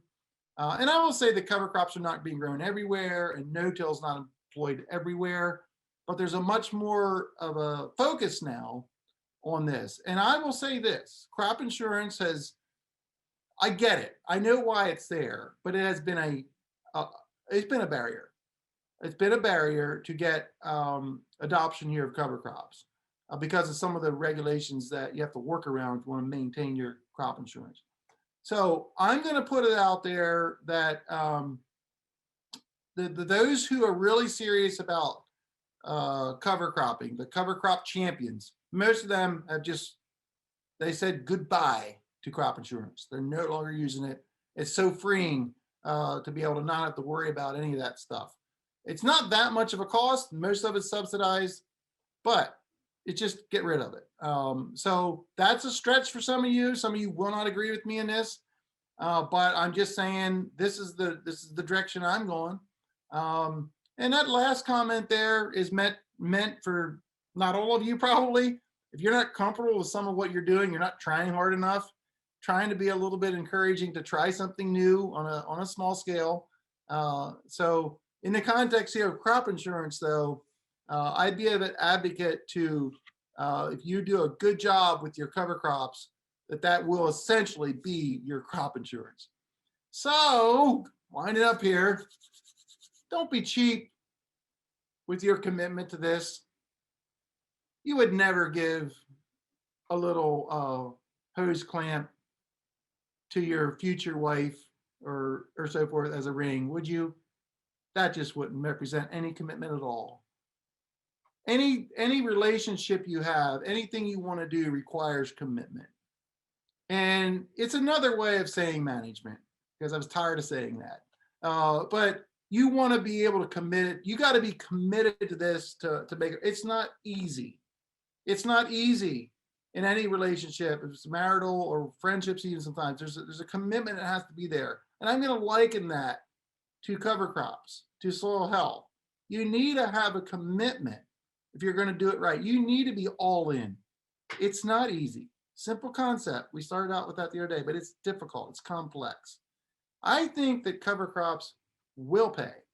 I know cover crops will pay if strategically managed with long-term objectives clearly identified. Every word in that statement is needed. It's there for a reason. And I feel very strongly that, no doubt about it, you can make cover crops pay if you follow this advice. So when the rains come, and this is my field here, heavy rain, it rained like an inch or two. There's a pumpkin field. There's some 15% slopes back there. We got pollinator crops growing in the front here. Man, that's just like, I am so happy when this happens, actually. When it rains, I still get in the pickup truck and try to take pictures, because this is what it's all about. Do cover crops pay? You betcha. And when you see this, it just does something for your soul as a farmer, that you get to this point and there's no soil leaving. You're protecting the environment. You're protecting your own livelihood by everything's going on. I'm not using insecticides. I'm lowering my herbicides. All those things come together and it gives me hope, for the future and so forth. So that kind of wraps up my part for today. Tomorrow, we're going to talk a little bit more about some practical applications, a little bit more practical stuff, equipment and different things. So Jen, I'm going to turn it back to you, see if there's any questions there, and we'll wrap her up here today. Yep. I'm going to take a few questions or go through a few of our open questions. And Lamont, I think you are going to present another poll and we can answer those while we get started on the questions. Yep. Thank you, Jen. And thanks for your patience with these polls, but they really do help us as organizers understand where you all are coming from, what your context is, what your interests are.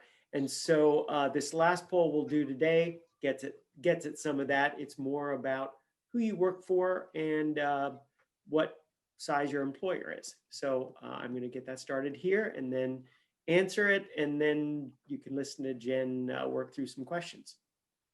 Perfect. Thanks, Lamont.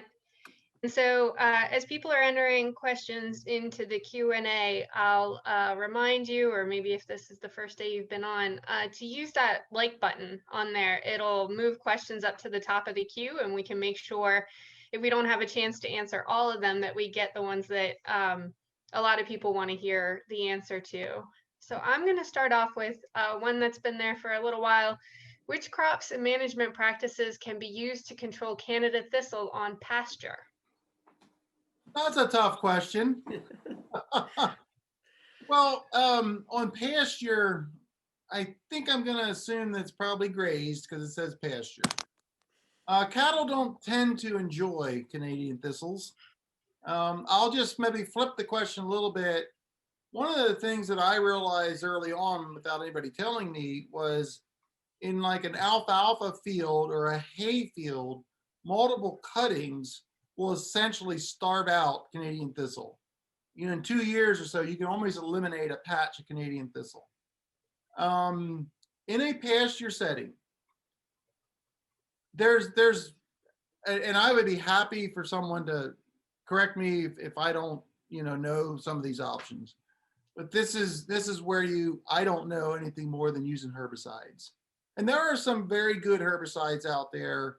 Cimarron is one that has very little, I call it toxicity. I think you don't even have to take the cows off around there.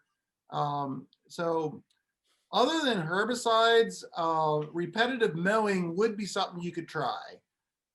Maybe if you don't want to use herbicides, mow it 4 times a year, never let them go to seed and see what happens. That may help because the cattle ain't going to eat them out. They just don't like thistles. I've heard some people say that you can train cattle or they'll eventually eat thistles, but I don't know if I buy that. So that's my answer. Repetitive cutting. Maybe you're trimming your pasture anyway. Maybe you've done that, doesn't work. But there are some actually herbicides out there that would be able to do that. The question is, if you have a pasture that has a lot of legumes in it and broadleaves, you might take them out as well. And that's just going to be a trade-off. That being said, if you do kill the patch of Canadian thistles, you can go down and plant that area again later on. So that would be my answer on that. Okay. See, the next one that we have in Ontario, we are seeing lower yield of corn planted after termination of cereal rye. Mhm. Do you think this is due to nitrogen tie-up or allelopathy? Allelopathy. Yeah. It took me a while to learn that word. Some growers have tried extra N, but still seeing a yield reduction. Well, first of all, planting corn after cereal rye is difficult. No matter what you say, I think it's not allelopathy. That's pretty much, I guess you'd say, the thinking among those in this soil health movement and looking at cereal rye and cover crops.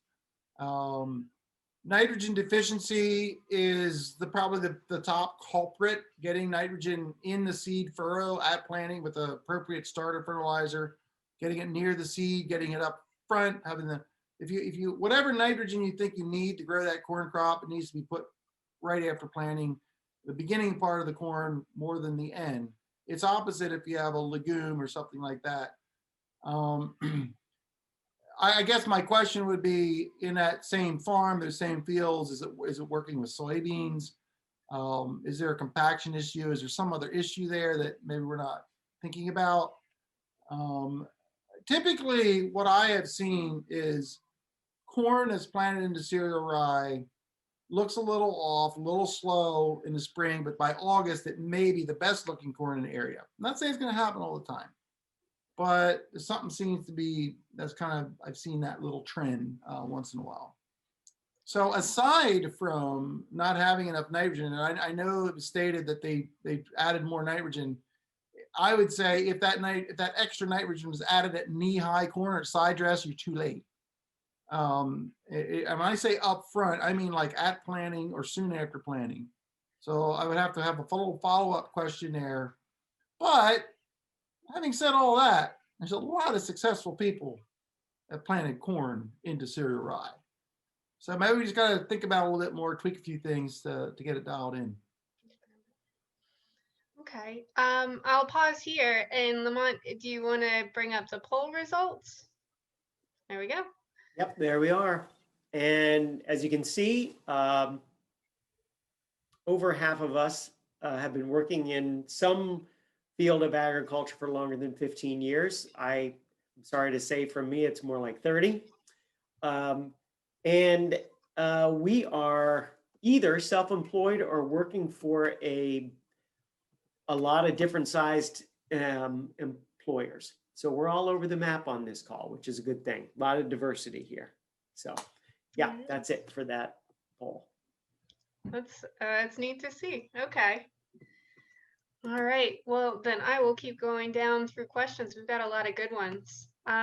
So any experience with the hybrid cereal rye? First of all, I'm going to reflect back on the previous question. I thought of a few more things. Okay. Sometimes when planting corn into cereal rye, we might not get the seed slot closed. There could be planting issues because that thatch, or whatever I call it, a root thatch, is sometimes difficult to get the seed slot closed. Maybe there's issues on the planter. I don't know. About hybrid rye, I have not grown it on my farm. I have seen it.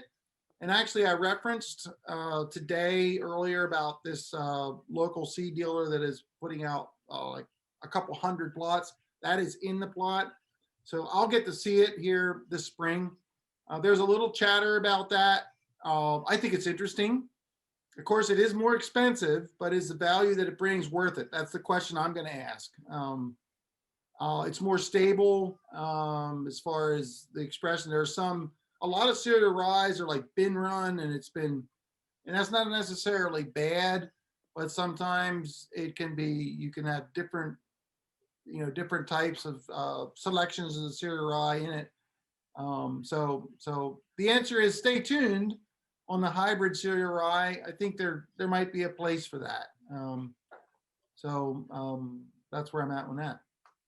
Okay. Let's see. This is a deep question in terms of what do you find to be the most affordable cover crop and easiest to establish and manage for cropping systems? It's a big question. Yeah, there's a lot of variables surrounding that. The price of cover crop seeds has been very reasonable the last few years. Now, you'll have your shortages sometimes of certain species for whatever reason, and there's some new ones coming out in the market. And believe me, it costs a lot of money to make a variety. I've done it, so I know. People complain about the prices sometimes, but there's a price to pay for that development of new strains. For me, I can't give you, okay, this is the species that's the cheapest, because it's more about how you manage that species, the value you get from it. Radishes right now are, I think, very reasonably priced, less than $2 a pound. If you're putting them in a mix, 1 or 2 pounds per acre, you're just talking $2 or $4 an acre. 6 pounds is kind of a general for a straight seeding, which people don't even do anymore. So, they're fairly cheap. Cereal rye is on the lower scale. And again, you can maybe grow your own if you want to save some money, but there's some hassle with that and cleaning it and so forth. Buying it for your neighbor. If I'm buying any seed from a neighbor, I'd like to see that field before he harvests, make sure there's none of them Canadian thistles in it, right? So none of that seed comes along. And that's why you want to have a trusted source. I already bought, I was at the end of the year and I needed 20 more bushels of rye. And so I called them up. I didn't even ask the price I needed. And I thought, wow, when they gave me the bill, I thought, well, that was cheaper than I thought.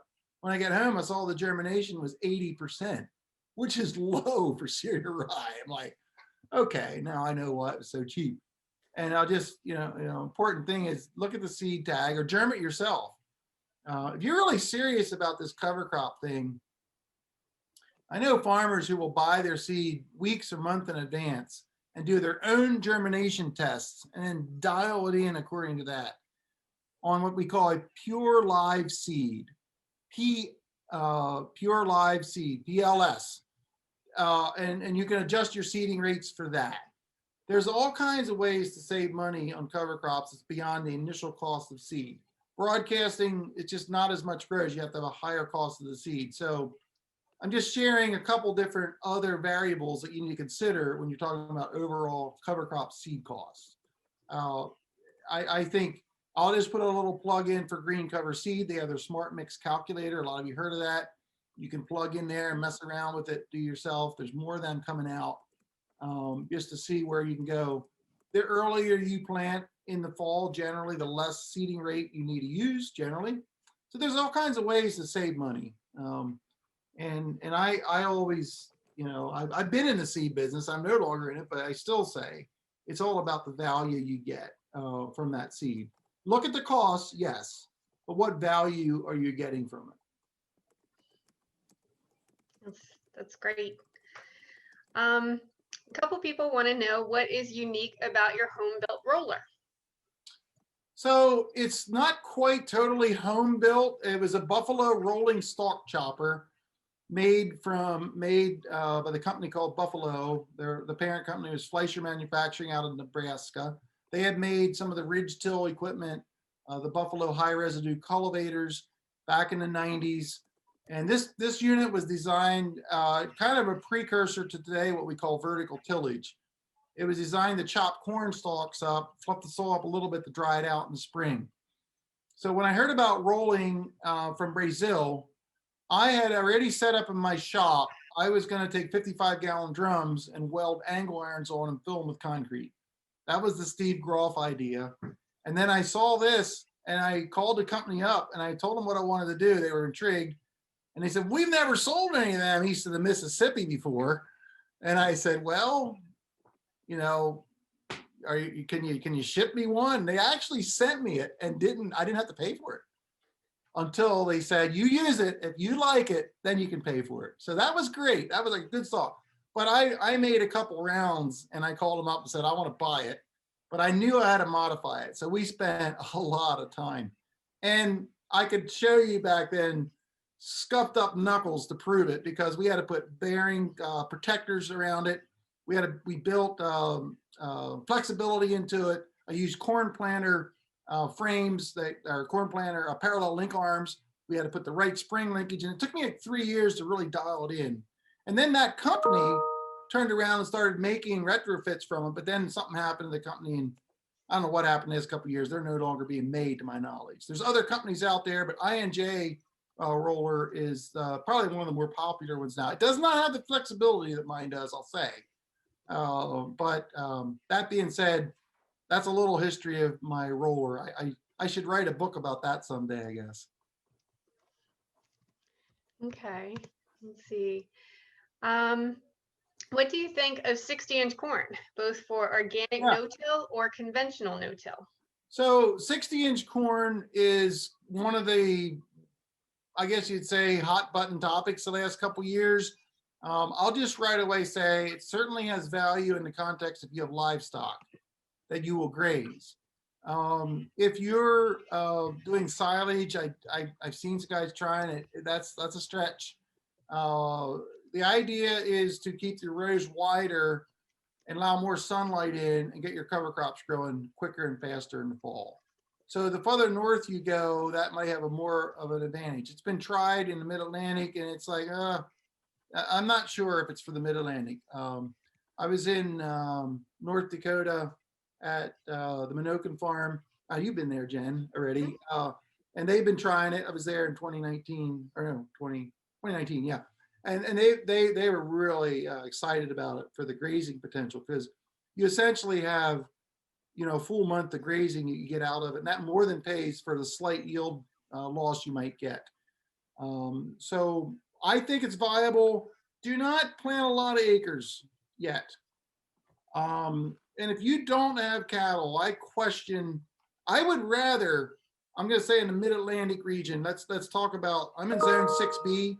In the zone 6 and south, I would rather you grow a shorter season corn and get it off a couple weeks sooner and plant cover crops. But there may be other reasons you're going to 60-inch corn that I don't know about. So go careful, read all you can about it. Seems to be more for the northern climates is where I see it fitting. Okay, sounds good. I've heard quite a bit about the wide row corn as well. I wanted to get into a couple of questions that we've had regarding organic agriculture, and some of them came in earlier, and I know Sam isn't with us anymore to help answer some of the questions that people had, but I do want to get your view, Steve. So I'll start with one. Does the revenue offset the cost for organic farming? So I'm going to represent it as well as I can, because okay, and just, I'm going to full disclosure, I'm not an organic farmer, don't intend to be. I'm not going to go into all the reasons here. That's not to say I am bashing organic, okay? Please understand that. It's another system that's good. There are multiple systems that are good. So let's just get that out of the way. The key to organic, and it applies to almost everything else, it's just maybe a little bit more amplified, is what is your market? What is your market? I've heard horror stories where people just thought, I'm just going to go organic and life is going to be rich. Doesn't usually happen that way. Number one, there's a learning curve to do it. That's and you got to, just like everything I talking about cover crops, just take that, in organic, and that's another level of complexity. So it depends where you're coming from. I knew a neighbor here moved to New York State. The intention was he was going to have an organic dairy. He got there and he said, sorry, we're not taking on any new organic dairies. That was the premise for him to go. Well, that didn't work out. I will say that story ended good because he was able to buy another herd, and the market came with that herd. So that worked out. But boy, I tell you, there was a couple of weeks there that he was questioning, what he got into. So whether it be vegetables or whatever it is, there is a continued demand for organic food, no question about it. I expect that to continue. I'm starting to see another little path here opening up for the regenerative crowd. Although nobody in the regenerative movement that are leaders want to certify those things.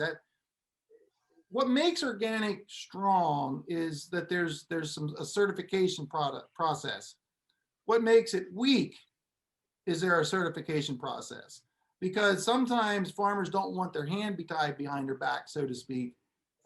If there's something they want to do that doesn't fall within the organic constraints of the rules.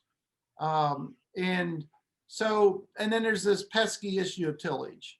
And as was stated by Sam, it's the weed control that's probably your biggest barrier for organic. So you gotta understand that.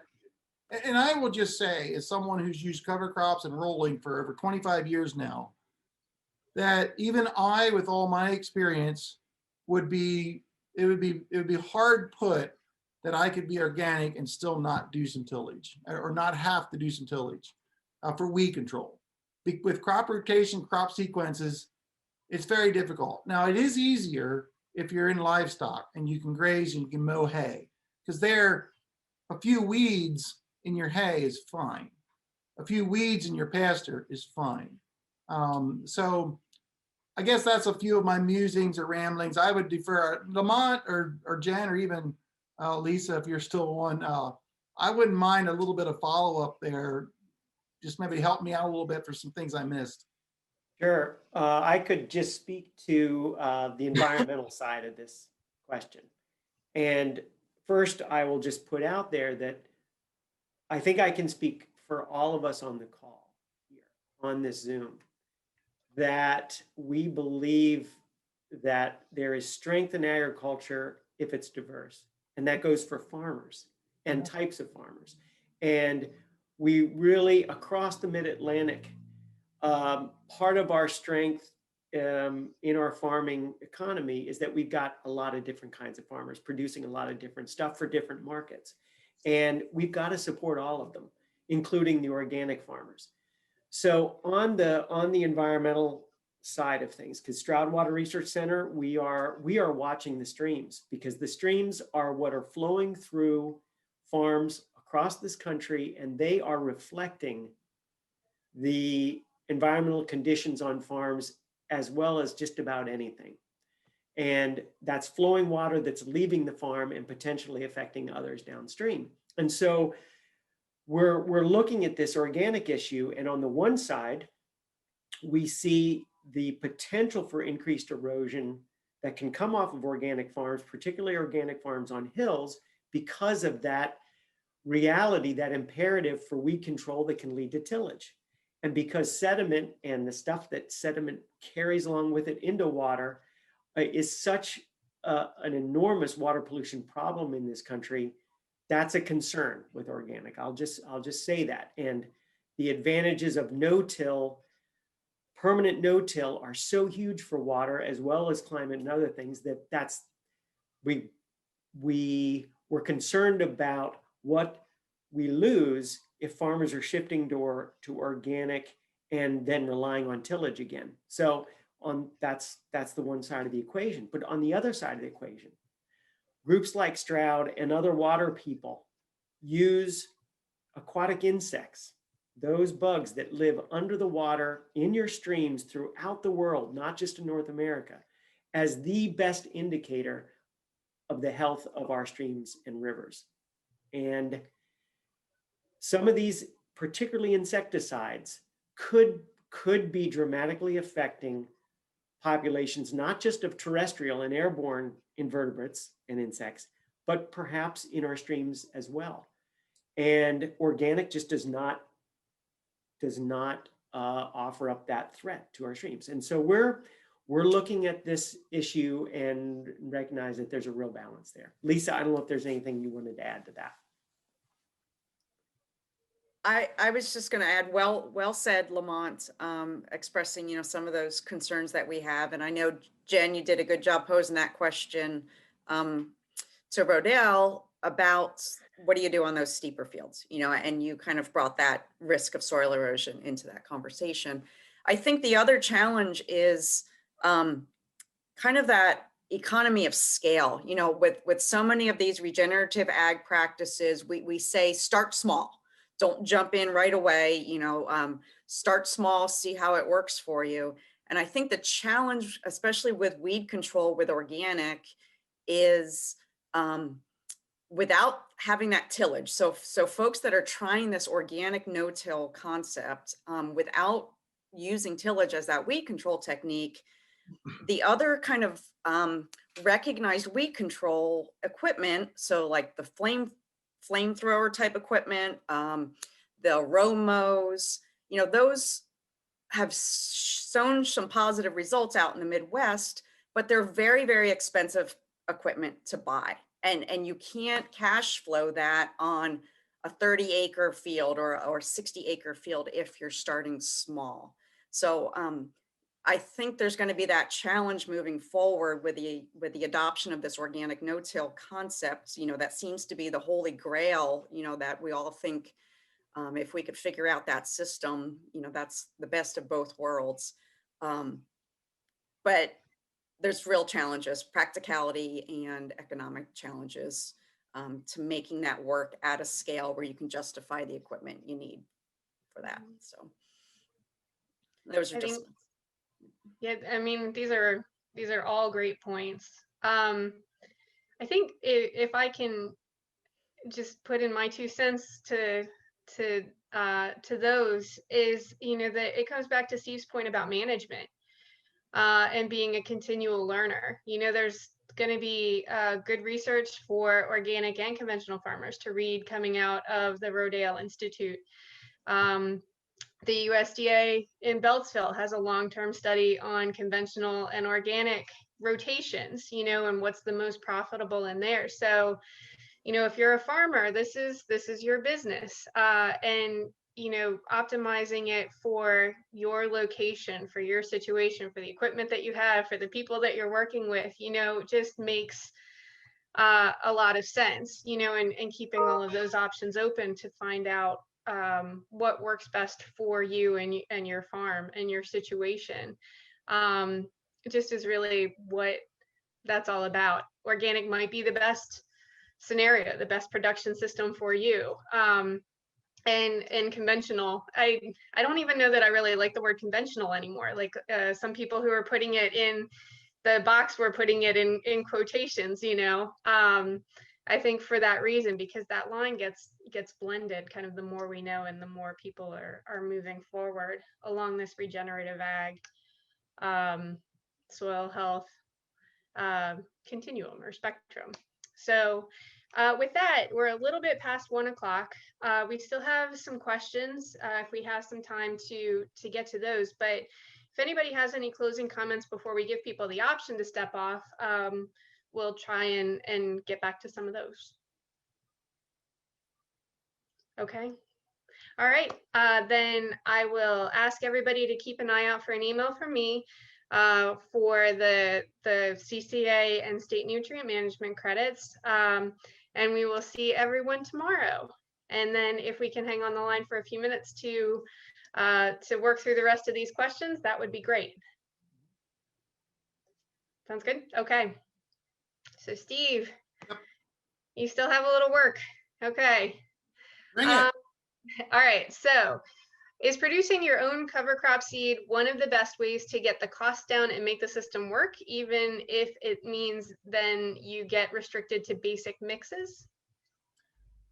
It depends on your ability to do that. And one of the things is equipment. So for me personally, I finally, I guess you'd say, achieved a dream of mine, where I actually bought a seed cleaner last year.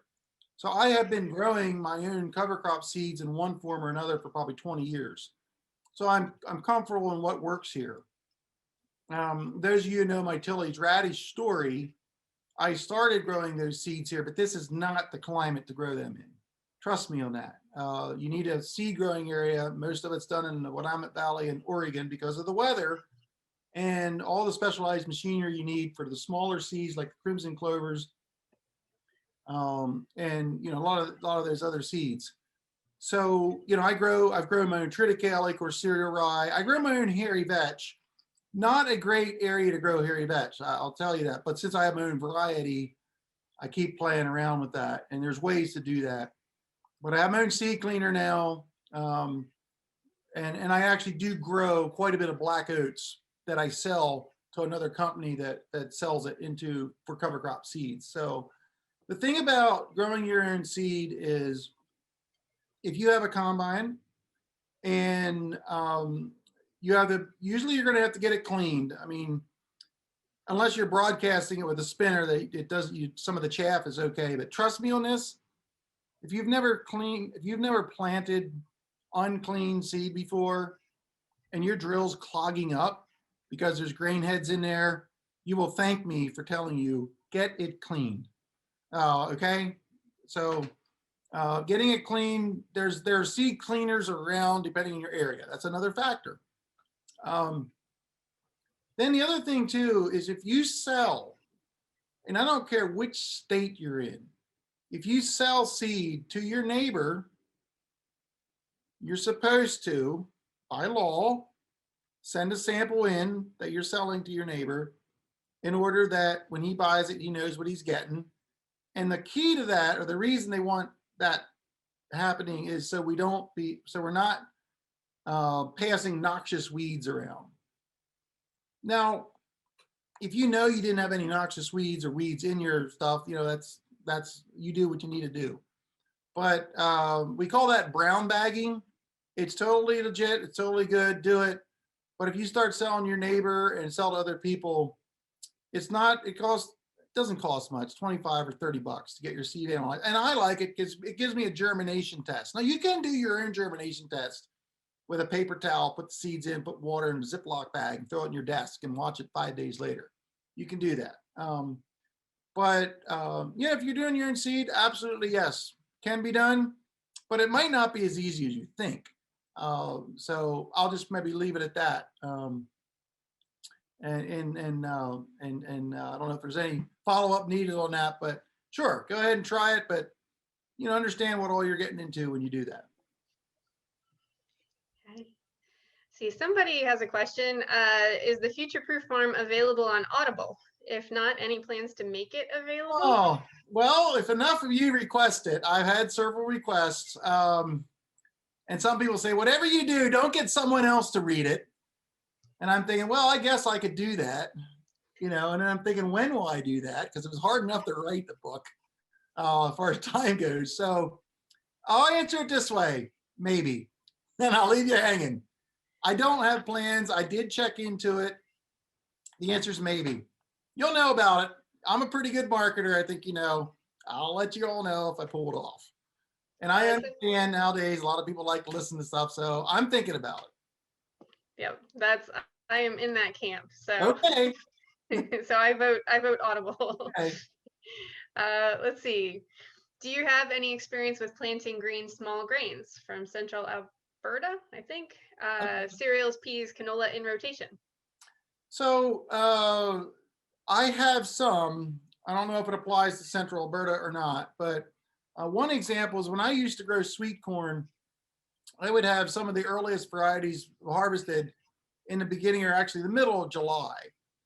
And I would immediately plant tillage radishes, maybe sorghum Sudan, sun hemp, and then I would come in and plant wheat. In October for us would be the time to plant winter wheat. So you're probably not planting winter wheat. Maybe you are in Alberta, I'm not sure. So that's a scenario where I tried to do that with rolling without herbicides, and that just wasn't a good idea because it still kind of tries to live. And so yes, I've done it in the fall. Depends on your situation. Why not try it on a small area and see how it works? That would be my recommendation. Okay. Let's see. Someone may have missed what you said on row cleaners. Do you use row cleaners on your corn and soybeans with thick cover? So the answer is sometimes, occasionally, as needed. My row cleaners, I've been on my planter since 2013 when I bought this planter. And the row cleaners, if you look at them today, you would say they're barely used. So maybe that tells you. I still want them on my planter. As was stated in your question, there are times where I have heavy covers where I will use them. I've actually, on several occasions, excuse me.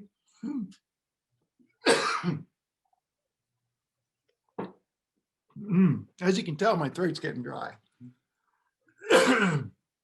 Okay, on several occasions, I'll be okay. I'm sure you will. I planted for neighbors, and because they just couldn't get through their heavy covers with their no-till planter. So there are times where I really like just to help part the heavy covers to, do a better job, less hair painting and stuff like that.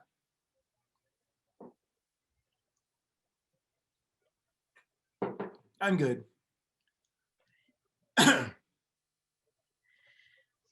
Okay. Let's see. So there's a couple that are related to planting green and rolling cover crops, and I think that's on your list for tomorrow. Yes, so it is. maybe it would be better to hold off on those since you can make sure that you address those then. Yep, I got some of that teed up already. Yep. Yeah. Here's one. It's interesting. Do you think that crops with traits are ill-equipped to utilize native, non-man-made pesticides? Oh, wow. That is a lovely question. I like that question because I would say it certainly is plausible. That's going to be my quick answer.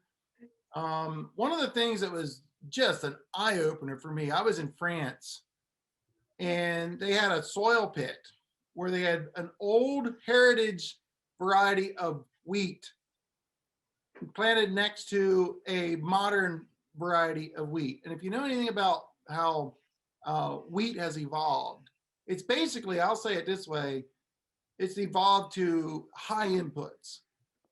The wheat that was modern wheat had 18-inch roots. The old heritage variety had 3-foot deep roots. And I said, we bred the roots out of these crops. And so I'm just using that as an example. One of the pet peeves I have, and it's starting to be addressed, by the way, is that we're using varieties that were developed in a very conventional, I say here, high input system. and they're bred for that. And they're definitely selected to work better that way. And that just is what it is. I know now that there are farmers, and this again is pretty much farmer led, not seed industry led, that are trying to breed varieties in the context of regenerative agriculture. And I totally applaud that. That's where we need to be. That's where I want to go. And I've been working with, there's a company called Row 7 Seeds out of Cornell, actually, that are trying to grow a more nutrient dense squash and tomatoes and eggplants and all that stuff. And they're trying to grow them in the context of a regenerative agriculture system. That to me is good news. I don't know all the nuances of what's going on, but I think there's something to it. So I'm all for it. We need to, it's one thing you kind of grasp this paradigm of soil health, and then you realize how small it is when you start thinking about the bigger picture, of how we grow things and do things. It's fascinating. That's why I love being a farmer in this day and age. Hey, Jen, can I jump in with just along that wheat variety conversation? I think we're also starting to breed some of these varieties out of those natural relationships that they have with the microbes, especially mycorrhizae fungi. Yes. Wendy Tahiri, she's down in Georgia now, but she's shown that some of these newer varieties of wheat are no longer have that relationship with the mycorrhizae fungi. So there's a lot to these plant genetics and these varieties that are being developed that we don't know what other things are being bred out of these old grains and these older varieties. And I want to add one more thing to my story from France.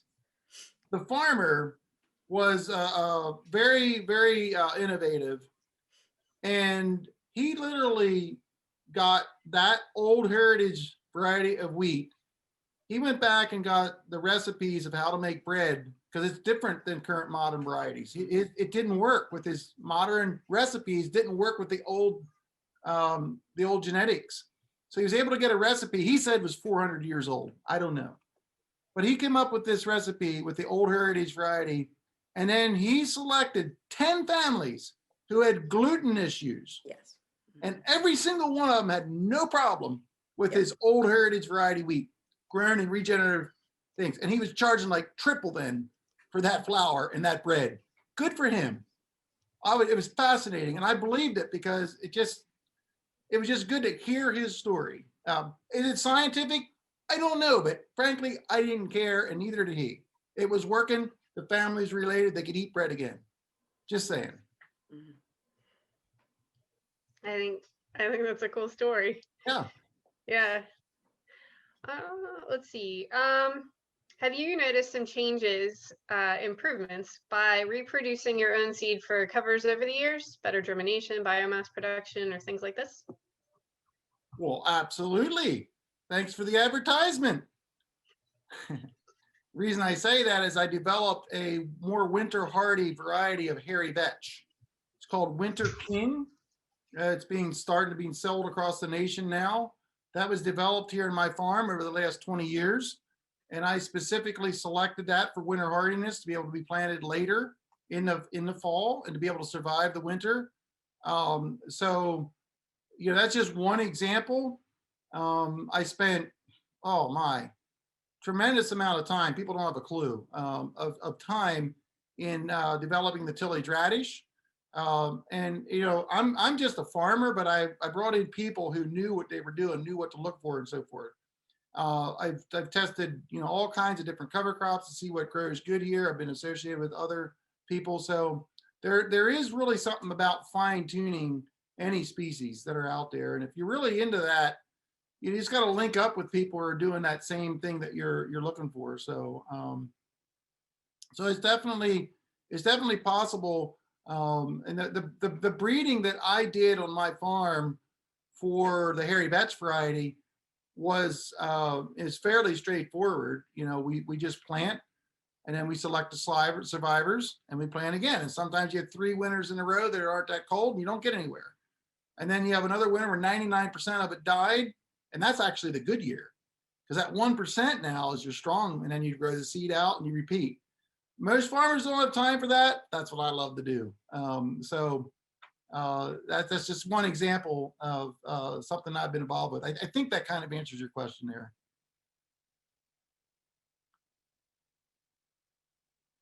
Jen, you're off. How did I do that? All right. I think we've got 3 more that we can get to today, and then either that we'll address tomorrow or that I'll find the answer to before tomorrow. So what would be a good frost seeding date to shoot for northern part of Pennsylvania, southern part of New York State? Okay. I'm not sure if I can put a date out there. What I want to say, the thought that came to my mind is as soon as it's thick. In the, after, let's just say, middle end of February. Most times people are frost seeding like red clover into wheat, cash grain wheat. You don't want to be frost seeding things like spring peas. It's too big of a seed to really grow. Small seeds. You can do oats. And again, I wish I'd know a little bit more information. But pretty much when you can get in that field, usually if you're frost seeding, you're just spinning it out on top. Now, while we're on this topic, there's another method that I call freeze seeding, which is actually using a drill. And the weather has to work just right, and your soil type has to be just right, meaning you don't want to have wet spots in the field. But if you have let's just say it's the end of February, beginning of March, the ground is pretty much, the frost might be out of the ground, but then you have an overnight low of 20, 25 degrees. You can actually cut down through the frost with your drill, and then your drill won't mud up. That may mean you're planting at 2 a.m. or you're ready to go at first light until the sun comes out and it starts melting a little bit. So there's a caveat I'll put in there. Then you can plant peas or oats. And I've done that a couple times. Myself, I don't need to do it much anymore because I spent so much effort getting it planted in the fall. But if you have some ground to put out in the spring, the freeze seeding method is I would prefer if you could do that. Always like to get the seeds in the ground, but frost seeding typically associated with getting some red clover into wheat, and that's something that was standard. Like my dad and my grandpa used to do that all the time in the 50s and the 60s, 70s. It works. And I thought it wouldn't work in with higher yield wheat now. I don't know if this situation is for wheat, but I had an 18-acre field here 2 years ago, I believe. And, pretty much the last 20 years, we've been spraying weeds in our wheat in the spring because there's a little chickweed and henbit and stuff around. But that field was really clean. I thought, I'm going to put some red clover in there and see what happens. Well, red clover work in 100 bushel wheat. Well, you know what? I weighed the wheat off that field. It was 99 bushel wheat. And the red clover was impressive how well it worked, even at that high wheat yield. So might be something some of you want to try sometime. Let's see, I'm gonna hit the bottom and then go back up. Do you extract CBD oil from your hemp, or do you send it to someone else? Oh, that's nice to ask the question about hemp. So I have someone else I'm working with in extraction. I grow it, I get someone else to extract it and bottle it, and then I sell it. So I have full control. And pretty much as a farmer right now, the price of the biomass is less than the price you can grow it. Not very much incentive to grow it unless you're trying to tweak it and hopefully the market will come back. So I got my own brand, cedarmeadow.farm, shameless plug, cedarmeadow.farm. And I, my tagline here is better soil, better oil. And so we're working at, and I'll just say this because it could be, I can put this in the context of Do Cover Crops Pay, is we're doing analysis of the oil, actually, the makeup of the oil. Is it actually better than maybe who knows where it comes from? And my stories sell these days. I have a story. I certainly do. Cover crops, no-till. The problem in hemp is everybody says it's a sustainable crop, and I get that, but almost everybody's using plastic in raised beds. It doesn't need to be. That's where I come in. That's kind of my new mission, if you will, is to focus more on the hemp industry and help them do a little better job with the way they grow it. So I'm going to wrap up today with a question. Any more thoughts? This is specifically organic cover crops into soils that have been cultivated organically, but are there any extra considerations for cover crops when it comes to organic systems? Oh, not other than just try to plant them as much as possible. And I've had people actually ask me, if you had a choice between growing cover crops or using tillage or no-till, what would you promote? I would say, well, I would always promote using cover crops. Because cover crops, even though sometimes I'll say you break the soil down by tillage, cover crops can help heal that. Just plant your cover crops, be very intentional about it as often as much as possible. That's kind of my advice for that. I don't think there's a lot else to say other than that. But again, the weakness or the challenge in organic system is weed control pretty much is relying pretty much on tillage. So the more you use cover crops, the more you can offset that damage done by tillage. All right. And like I said, our last two questions have to do with planting greens. So I think that does it for today. Any closing thoughts? That's just a good discussion. I just appreciate all these good questions we have here. And, as I've been saying, think about this, talk to your friends. And I haven't really said it much yet, but some of these specific answers are within your network, whoever you may be, and just figure it out. There's a lot of these questions don't have specific answers, but figure it out. I really encourage you to network, find a mentor to be able to be successful. Awesome. Lamont and Lisa? We're good? Okay. All right, then I will call it a day, and we will see everyone tomorrow. Thank you for joining us today. All righty. Thanks, everyone.